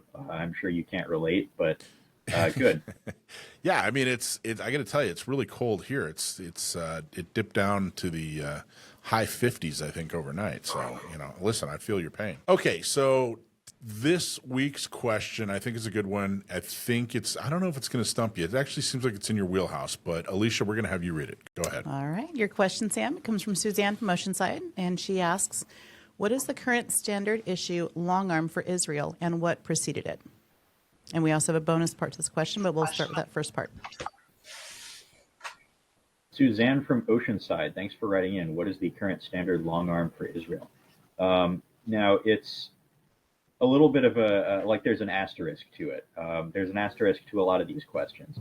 As far as I'm aware, their military standard long arm is the IWI Tavor, but you will see a lot of service members there, particularly reservists, using M16 and M4 variants that they've acquired from the United States. The U.S. has shipped Israel a lot of arms over the decades, since about the 70s, and consequently, they have a crap ton of M16s and M16 parts that they have used and rebuilt into various configurations. But for frontline service, their standard long arm is the Tavor. Correct? And then the other part of that question. What preceded? Yeah, what preceded the Tavor? The Tavor was preceded by the Galil, to which it is very mechanically similar. The Galil is a variant of the AK platform, and the Tavor SAR, which they use in the X95, which you can buy in the United States today, it's a little more complicated than this, but they are largely AK derived. It's kind of basically a Galil action shoved inside a plastic bullpup chassis, which it's there's a little more to it than that, but it's like if it ain't broke, don't fix it, right? Okay. So the current is the Tavor. You got that. What preceded it was the Galil. Got that. And then the bonus Question, which I hadn't given you yet, is what caliber was the long arm that had preceded it? So what caliber is the Galil? The Galil is also in 5.56. They made some of them in 7.62 by 51, but I don't know if their military used those. I'm pretty sure some were exported to the United States for civilian sales, but the standard Galil is in 5.56. The Tavor, as used in the Israeli military, is also in 5.56, but it's designed to be caliber convertible to 300 blackout and 9mm. Yep, that's all correct. That's it. That's all 100%. correct, man. What have you? If you want me to go even farther, okay. Before they used the Galil, they were using FNFALs, very early pattern ones, in 7.62 NATO. Before most NATO countries adopted the FAL, and before that, they were using a smattering of whatever they could find surplus left over after World War II. Including, interestingly, a bunch of Mausers rebarreled for 7.62 NATO, which I think is super cool. I'd love to have, not necessarily because of the Israeli provenance, but I would love to have a Mauser in 308 Winchester or 7.62 NATO, because the ammo is a lot easier to find and a lot cheaper than 7.92 by 57. They really, it's an amazing story when they did, form as a country. They were immediately attacked by basically all their neighbors. Correct me if you know the history better than I, but they had to kind of pull together anything they could, any kind of armament, any kind of plane, any kind of tank, any kind of truck, any kind of firearm that they could possibly find, and a lot of it was.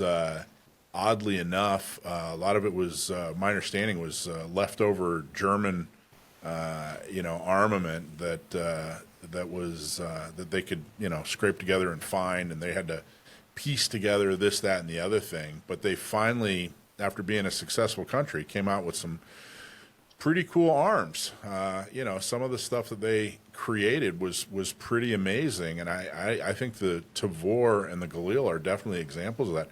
Particularly I think the Tavor is just amazing. I mean, I think it's amazing. I think it's one of the best bullpups out there. I think it's a really, really good competitor for the AR platform, and a really good replacement for some of the an FAL, and I think it's amazing. I think it's an amazing.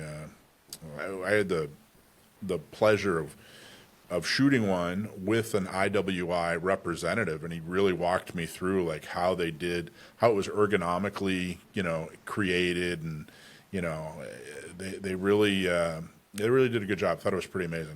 On a shotgun platform, I actually prefer the IWI, the Tavor, the TS12.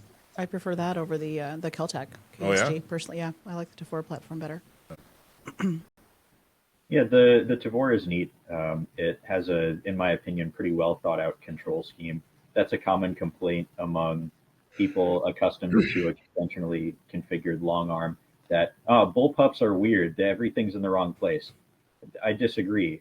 You think everything is in the wrong place because it's in the wrong place relative to what you learned on. It's not objectively bad, or at least not enough to make a huge difference for most people. It's just a training difference. And to that point, several months ago, sometime last year, I think, I pushed up a blog post this was admittedly kind of a gimmick, but it was a series of blog posts that I introduced as being from an alternate timeline that is exactly like ours, except that bullpup rifles became mainstream in like the 70s. Yeah. And so it's a blog post by someone from that timeline complaining about ARs and AKs and similar having weird controls and being really forward heavy, and everything's in the wrong place, and they're way too long for their barrel length and all that stuff. And the Galil was they took an AK. It wasn't similar. They took an AK and redesigned it, right? Yep. I mean, it's direct, basically a finish helmet with some design alterations. It's pretty much one for one AK. Nice. All right, well, there you go. Excellent job, Suzanne from Oceanside. That was a multi-layer question, and I think you knocked it out of the park with all three layers there, Sam. So good job. Awesome. Thanks for having me on. You bet. If you want to try to stump my nephew, just email us a question, and good luck. We'll see if you can do it. So good job, Sam. See ya, man.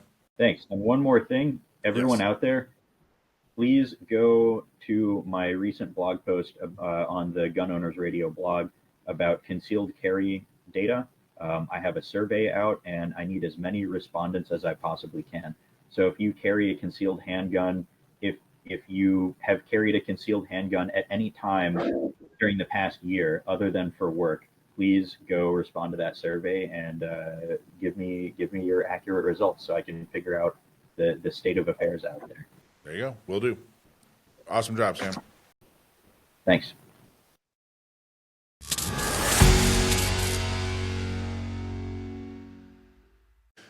Okay, so one of the things I like to talk about, one of the things that makes this show different, is that we don't just report on what's happening with other people. We report on things that we are actually doing as a part of activism, things that I'm actually involved with that you can't really hear from anywhere else.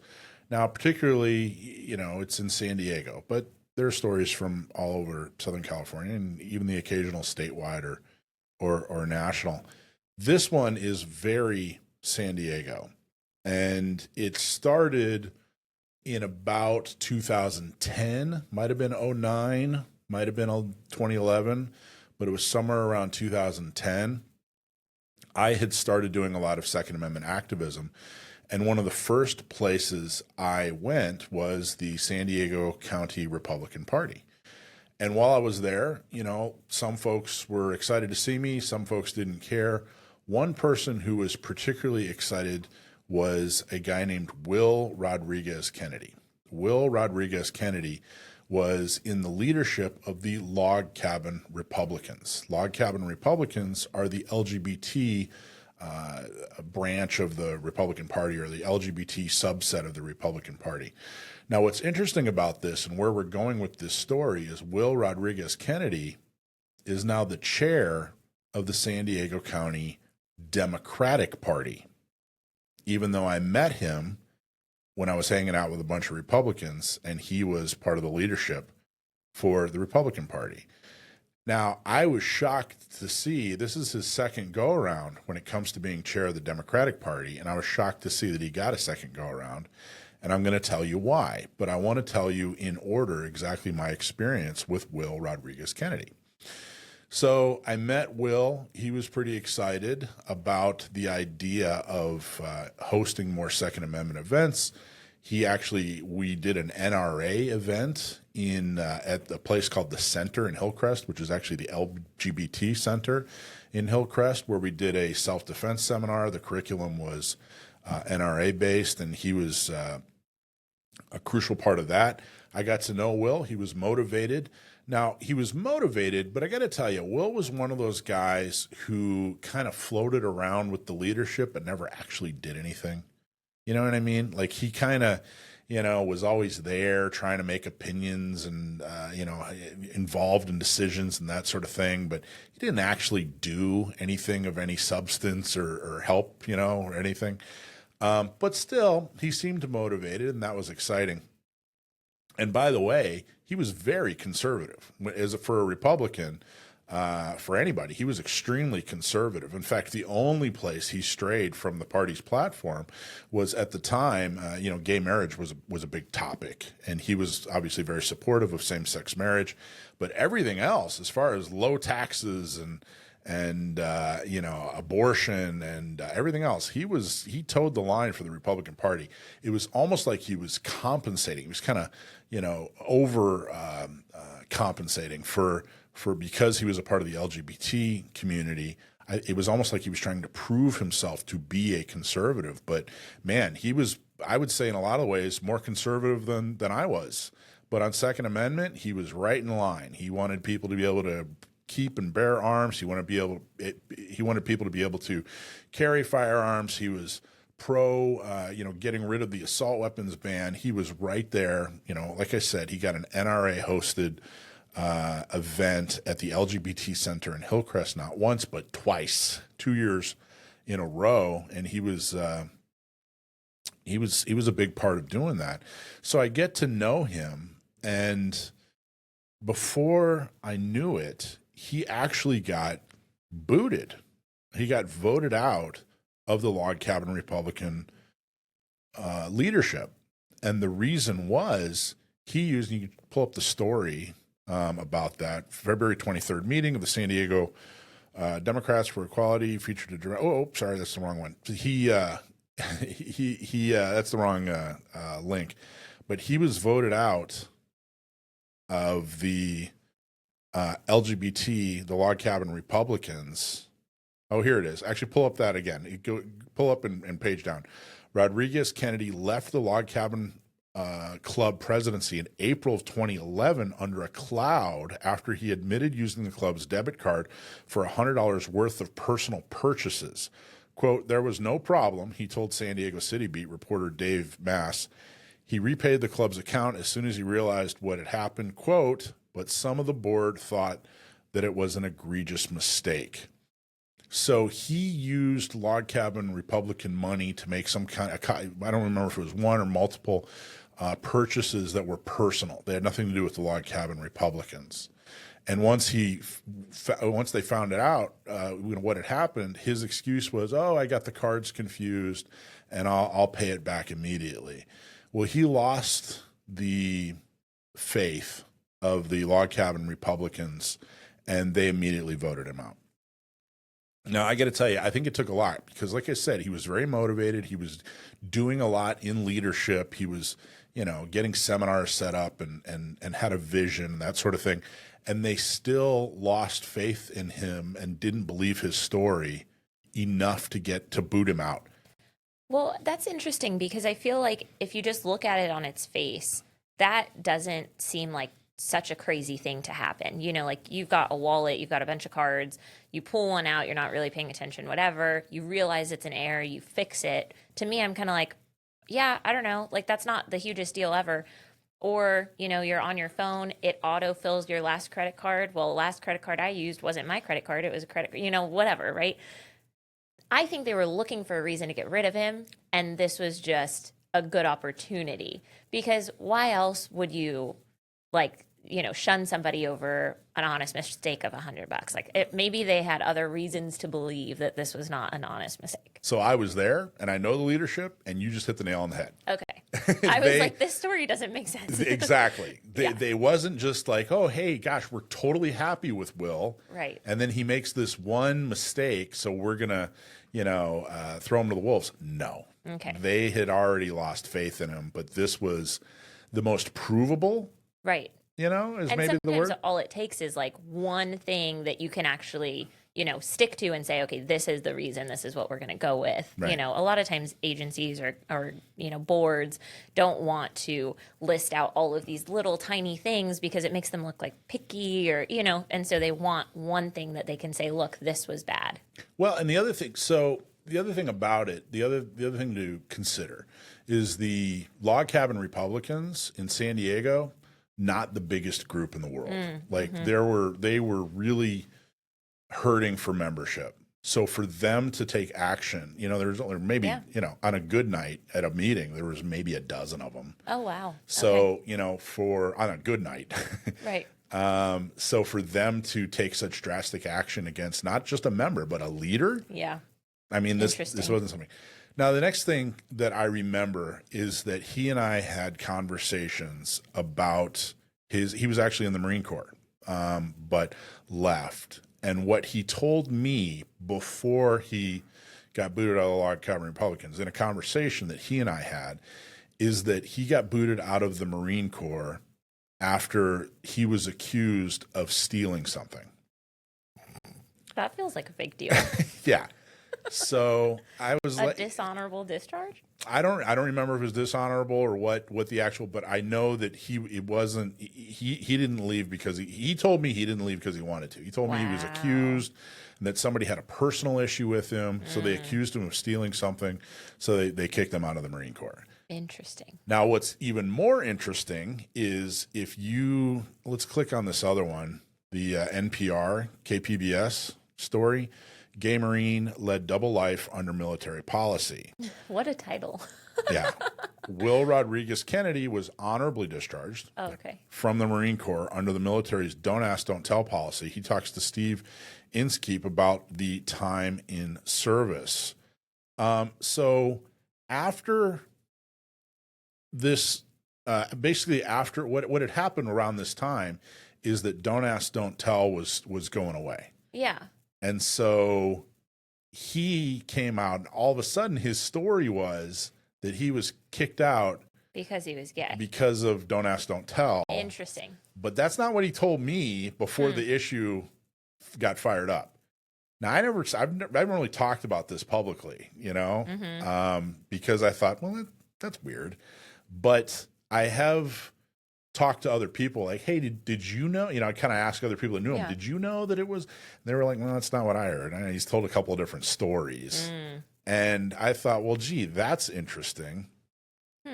So he gets kicked out of the Log Cabin Republicans.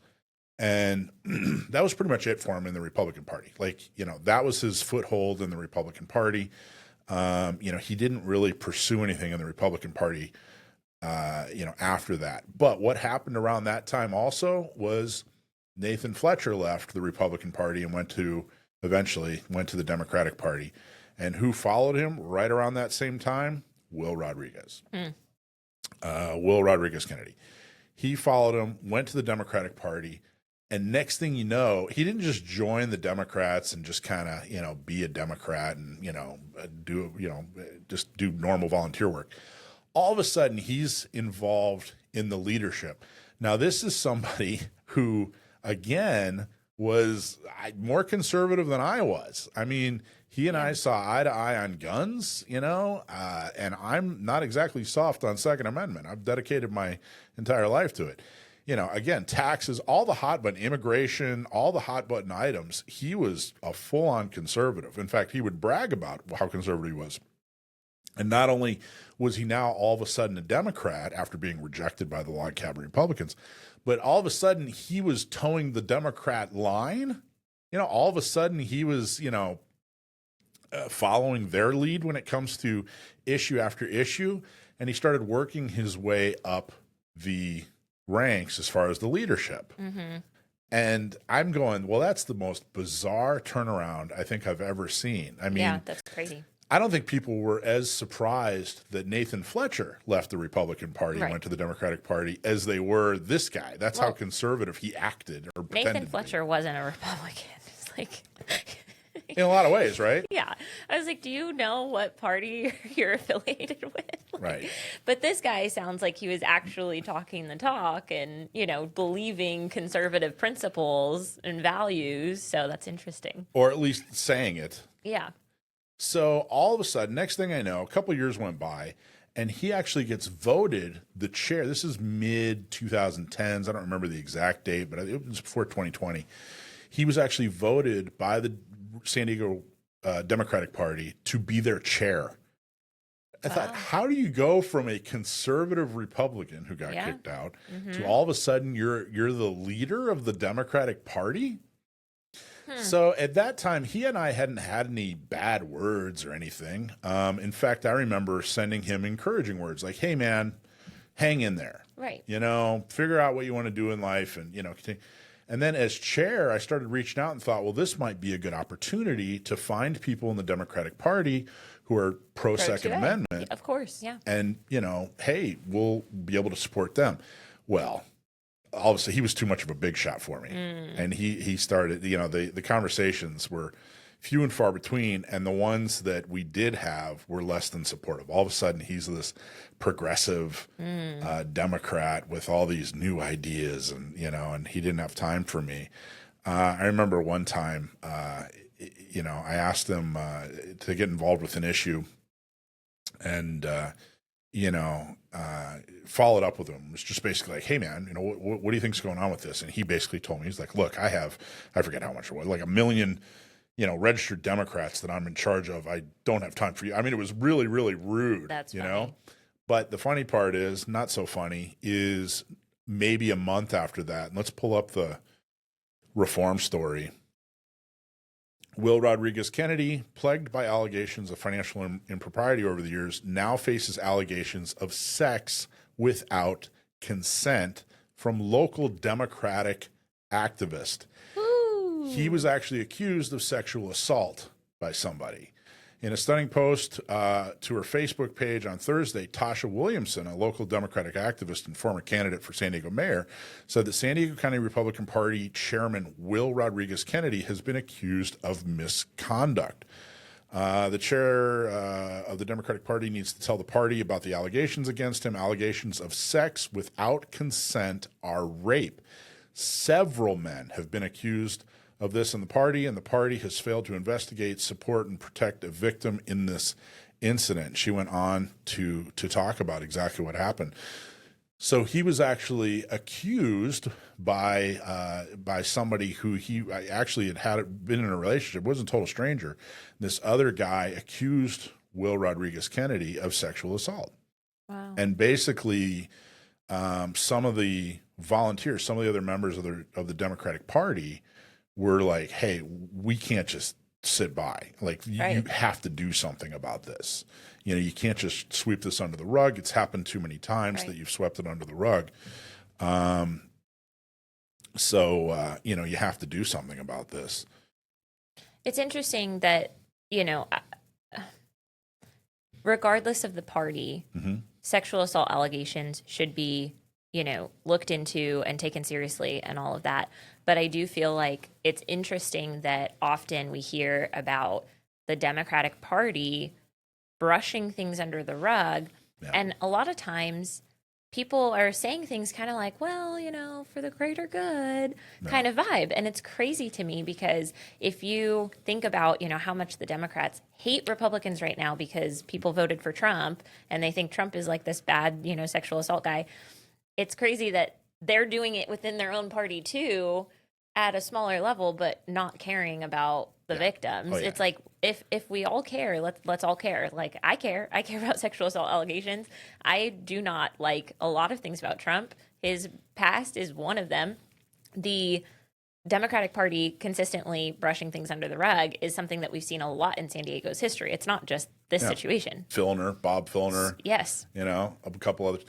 Well, the Democratic Party eventually did the right thing and kicked him out and said, hey, you're no longer a part of leadership. And my next text to him, the last text he sent me was, hey, look, I'm too busy for you. I represent 1 million Democratic voters. My next text to him was, well, not anymore. So now, and I thought, okay, well, that's got to be the end You know, that's got to be the end. And there was a little bit of a fight. He, in fact, if you pull up the Channel 10, former chair of the San Diego County Democratic Party said Friday that allegations in a newly filed lawsuit asserting he raped another man were disproven by an audio recording indicating a consensual encounter between the men on the night of the alleged attack. Somehow he produced a recording of his victim. And it was really, truly unclear exactly what was going on. The plaintiff in the lawsuit filed Thursday contends he was raped by former Democratic Party leader Will Rodriguez Kennedy in August of last year. This story came out. Let's see. The story came out in 2022.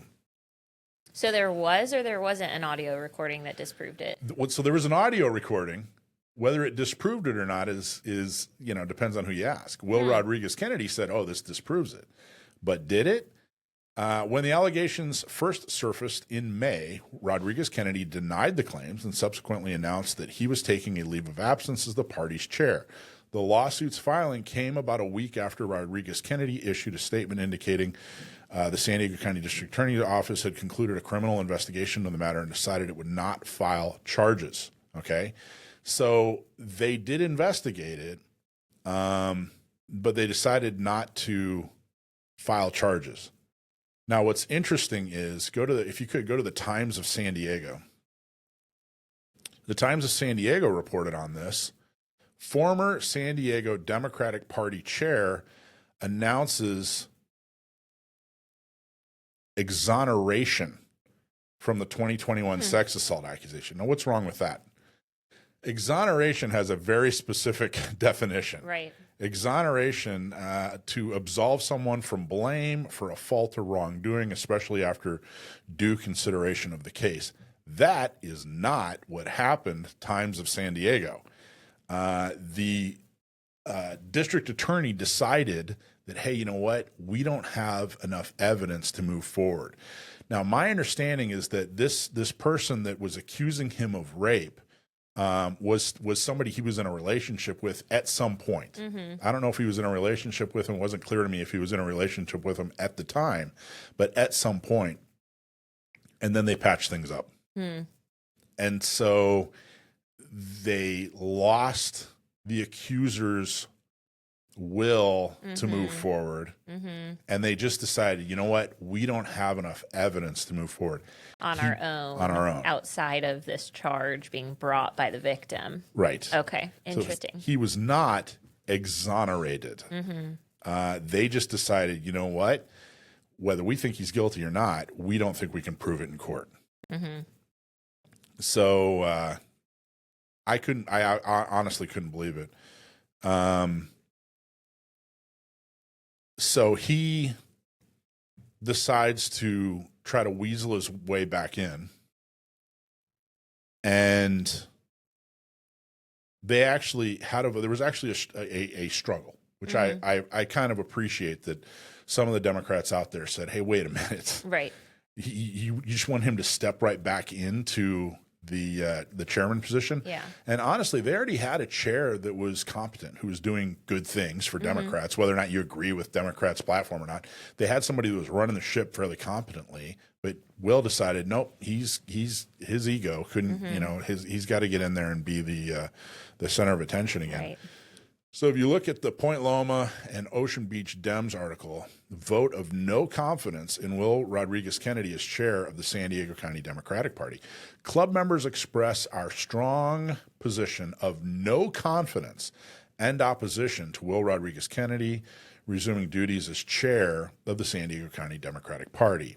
At the September 25th meeting of the Point Loma Democratic Club, members voted in support of submitting this letter to Central Committee leadership to express our strong position of no confidence and opposition to Will Rodriguez Kennedy resuming duties as chair of the San Diego County Democratic Party. We understand he's involved with competing lawsuits in the Superior Court in San Diego, and is also the subject of a related investigation conducted by our party's ethics committee, et cetera, et cetera. They actually went on to talk about how we support retaining Becca Taylor as the acting chair of our county party so that she continued to focus on raising funds and electing Democrats in November.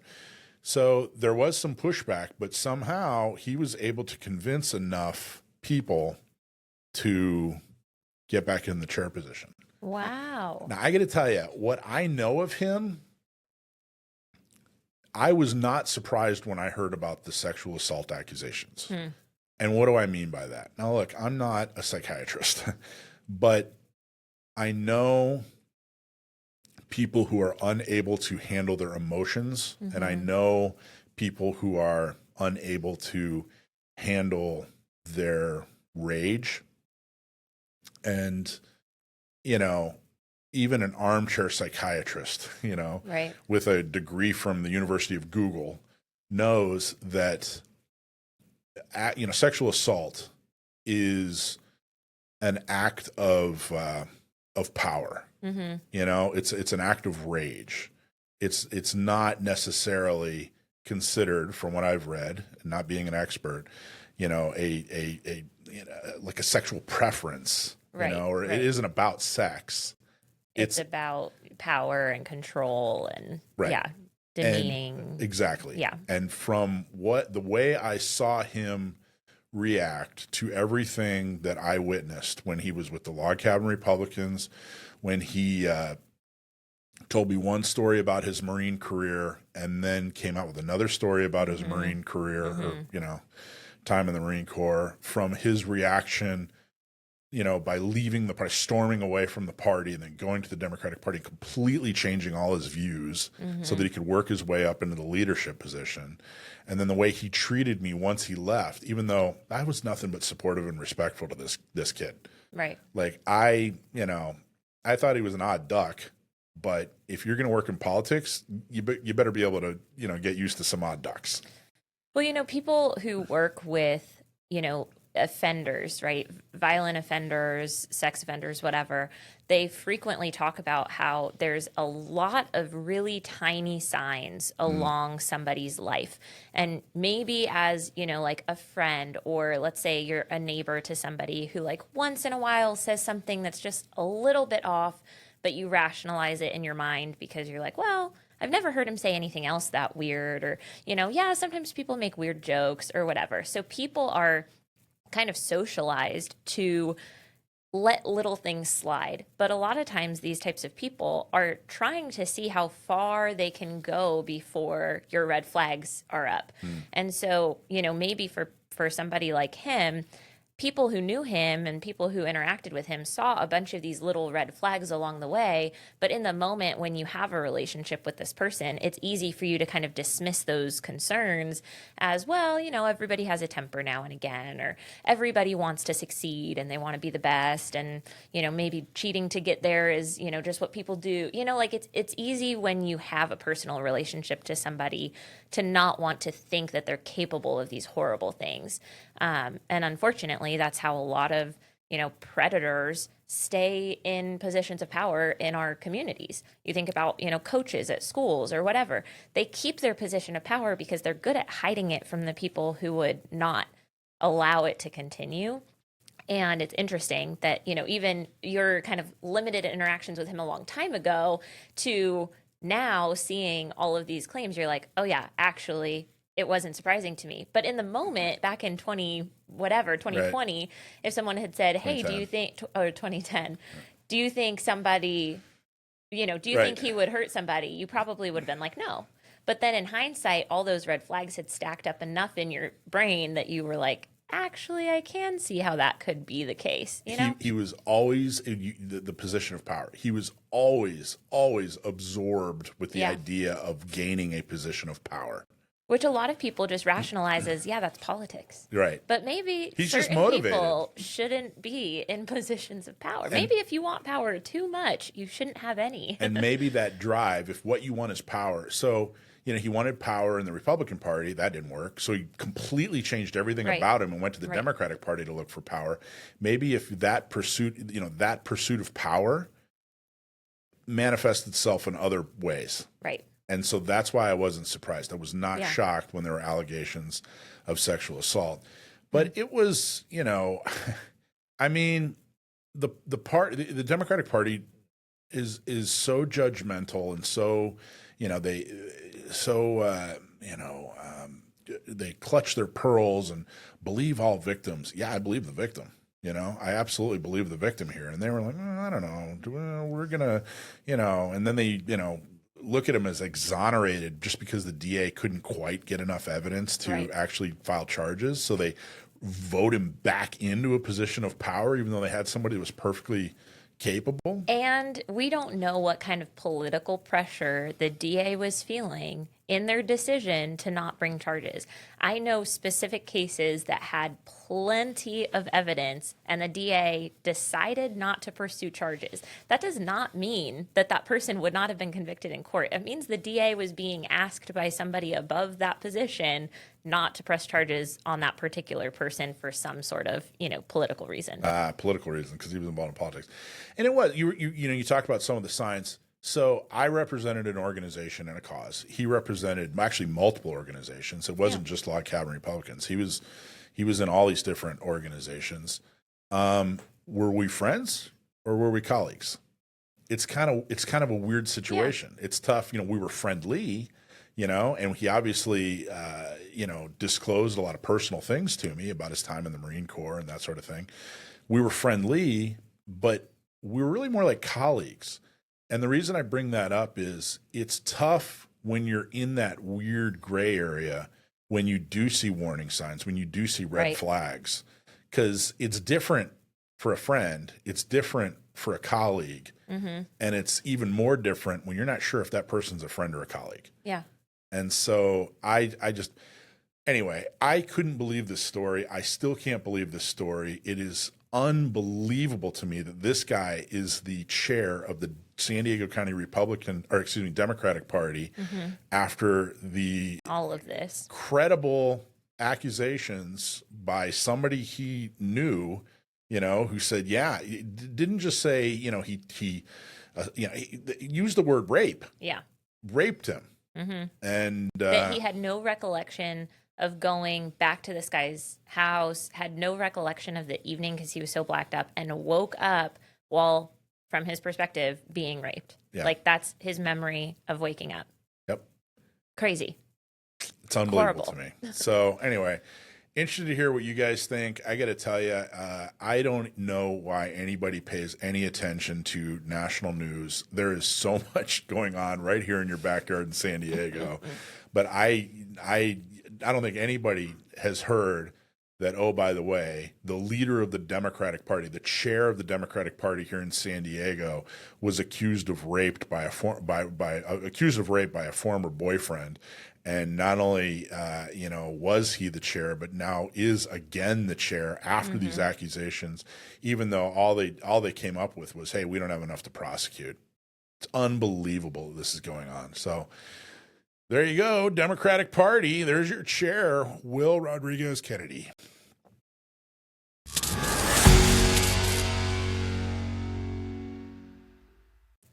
All right, so I saw this video on social media. I thought it was so crazy that I thought it deserved a spot on the show. So we've got a congresswoman from Minnesota who has abhorrent views on guns.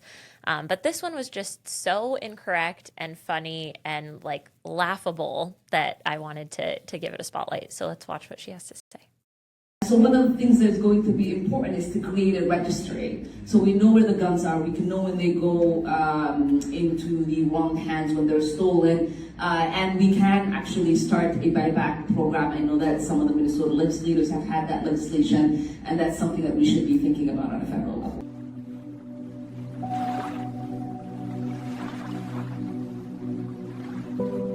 Wow. Isn't that crazy? So first off, why do we need a registry to know whether or not guns are stolen? Right. You just call the police and say, hey, I had a firearm. I no longer have it. Must have gotten stolen. Yeah. It's like, you can already do that. That's already getting done in Minnesota. People are already reporting their firearms stolen in Minnesota right now. The other piece. She's acting as if like the burglar, the guy who stole the gun, is going to immediately register. That was going to be my next point. Is like, okay, the theft thing is asinine. Now we're saying if they get into the wrong hands, the people who have them in the wrong hands, the people who shouldn't have them, are not going to just be like, okay, government, like let me fill out the form and register my gun. I'm a felon who stole a gun. Better register it. Better tell them. Better let the government know. That's the law I'm going to follow. Right. It's just asinine. So it's like, okay, well, law-abiding gun owners would probably, most of them would comply, right? They'd follow the law. They want to do the right thing, whatever. That is literally not going to solve any of the problems that we have in this country with gun issues, like theft. It's not going to solve theft. It's not going to solve, felons having guns, people who shouldn't have guns, using them in bad ways. Like, none of that would change anything. But the fact that she wants it so that they can start a buyback program, that sounds a little bit like confiscation to me. Well, it felt exactly a little bit like confiscation. And I was like, is that where we're at in Minnesota in 2025? Yeah. Isn't that, what do they say? She said the quiet part loud or whatever. Yeah, right? That was an inside thought. We don't say those out loud. Yeah. But apparently in Minnesota, you can continue to win elections on that sort of a platform. You can be publicly pro-gun confiscation and nobody tries to boot you. Yeah, I mean, for years, anti-gunners have been telling me, "Oh gosh, you're silly. You're silly for thinking. Want your guns. Yeah, we don't want your guns. We just want to register them. That's all. That's all we want to do is register them. We don't want to take them." And then, well, yeah, you do. I mean, this is exactly what you just said. That's what a buyback. Which, by the way, I can argue that it's not a buyback since they never owned them in the first place, right? But she's clearly saying, "Hey, we want them back. We want them back." This isn't like. By the way, I want to make clear, she's a congressperson. She's not talking about like a gun buyback like police do, where they say, "Hey, it's optional. If you have a gun, you don't really want it anymore. We'll give you a Walmart gift card or whatever." That's not what she's talking about. She's talking about a full registration, so that on a federal level, by the way, not just on a state level, so that they can have a buyback. I mean, she's talking about gun confiscation. She's talking about Australian style gun confiscation. Crazy that this is the state of politics in the United States in 2025. In Minnesota. This is never going to happen. The people are never going to give you their guns. It's not going to happen. Even if it were to pass on a federal level, Americans have a very low percentage of actually complying with things that they feel are an attack on their rights. Example is the New Jersey magazine limitation. How many high-capacity magazines were turned in when that law passed? Zero. For years, nobody turned in a high-capacity magazine in New Jersey. Like, this is not going to work. It's never going to work. Well, fortunately, Minnesota doesn't have a lot of hunters, so they don't have to worry about that backlash. Well, the problem, I think, too, is that, like, Minnesota has gotten more and more anti-gun. I mean, Minnesota is like in the news on a regular basis about their anti-gun policies at this point. The governor and, just that whole mess of the video.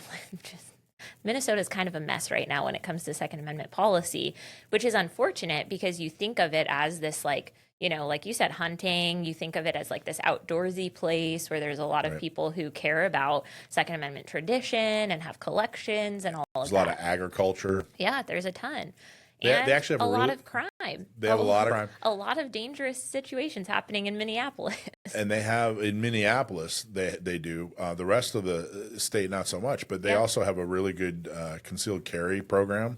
Their concealed carry program is great for gun owners. They, like I said, they have hunters, they have agriculture, a lot of outdoors, types of activity. But I think that her district, the reason she got elected in her district is uniquely different than the rest of the state. Yes. And agree. That's not a poke, or I'm not, she represents, her community. Her community is very different than the rest of Minnesota. And so I think that's why she feels safe saying, "Hey, we want to register your guns, then we want to take them away from you." Well, and it's like the attorney general in I think it was or maybe it was the state attorney. I can't remember who it was exactly. Maybe state attorney general of Minnesota was saying that there needs to be visible trigger locks on guns if they're in public. Like every gun has to have a visible trigger lock so that I think the concept was so that police know the difference between the good guys and the bad guys. I'm just like, what? This is insane. That's not how any of this works. Yeah, I think Minnesota is going to hell in a handbasket, but parts of it. Yeah. Parts of it certainly are. And I mean, just a few years ago, it was, it definitely looked like a hellscape as it was burning down. Yeah. So, Yeah. well, that's interesting. I saw that and I couldn't believe, like I said, she said the quiet part loud, didn't she? Yeah. Yeah. It's very interesting. I think that everybody that has concern, everybody that talks to anti-gunners and hears something along the lines of, we don't want your guns, we're not coming after your guns, show them time and time again, Democratic political, policy makers, people who are winning office, who are changing policies in their states, who are making legislation over and over again saying that they want to confiscate guns. Like it's happening all over. So if you hear anybody say that's not what they want, just point them to their own elected officials who are repeatedly saying this kind of rhetoric. Exactly.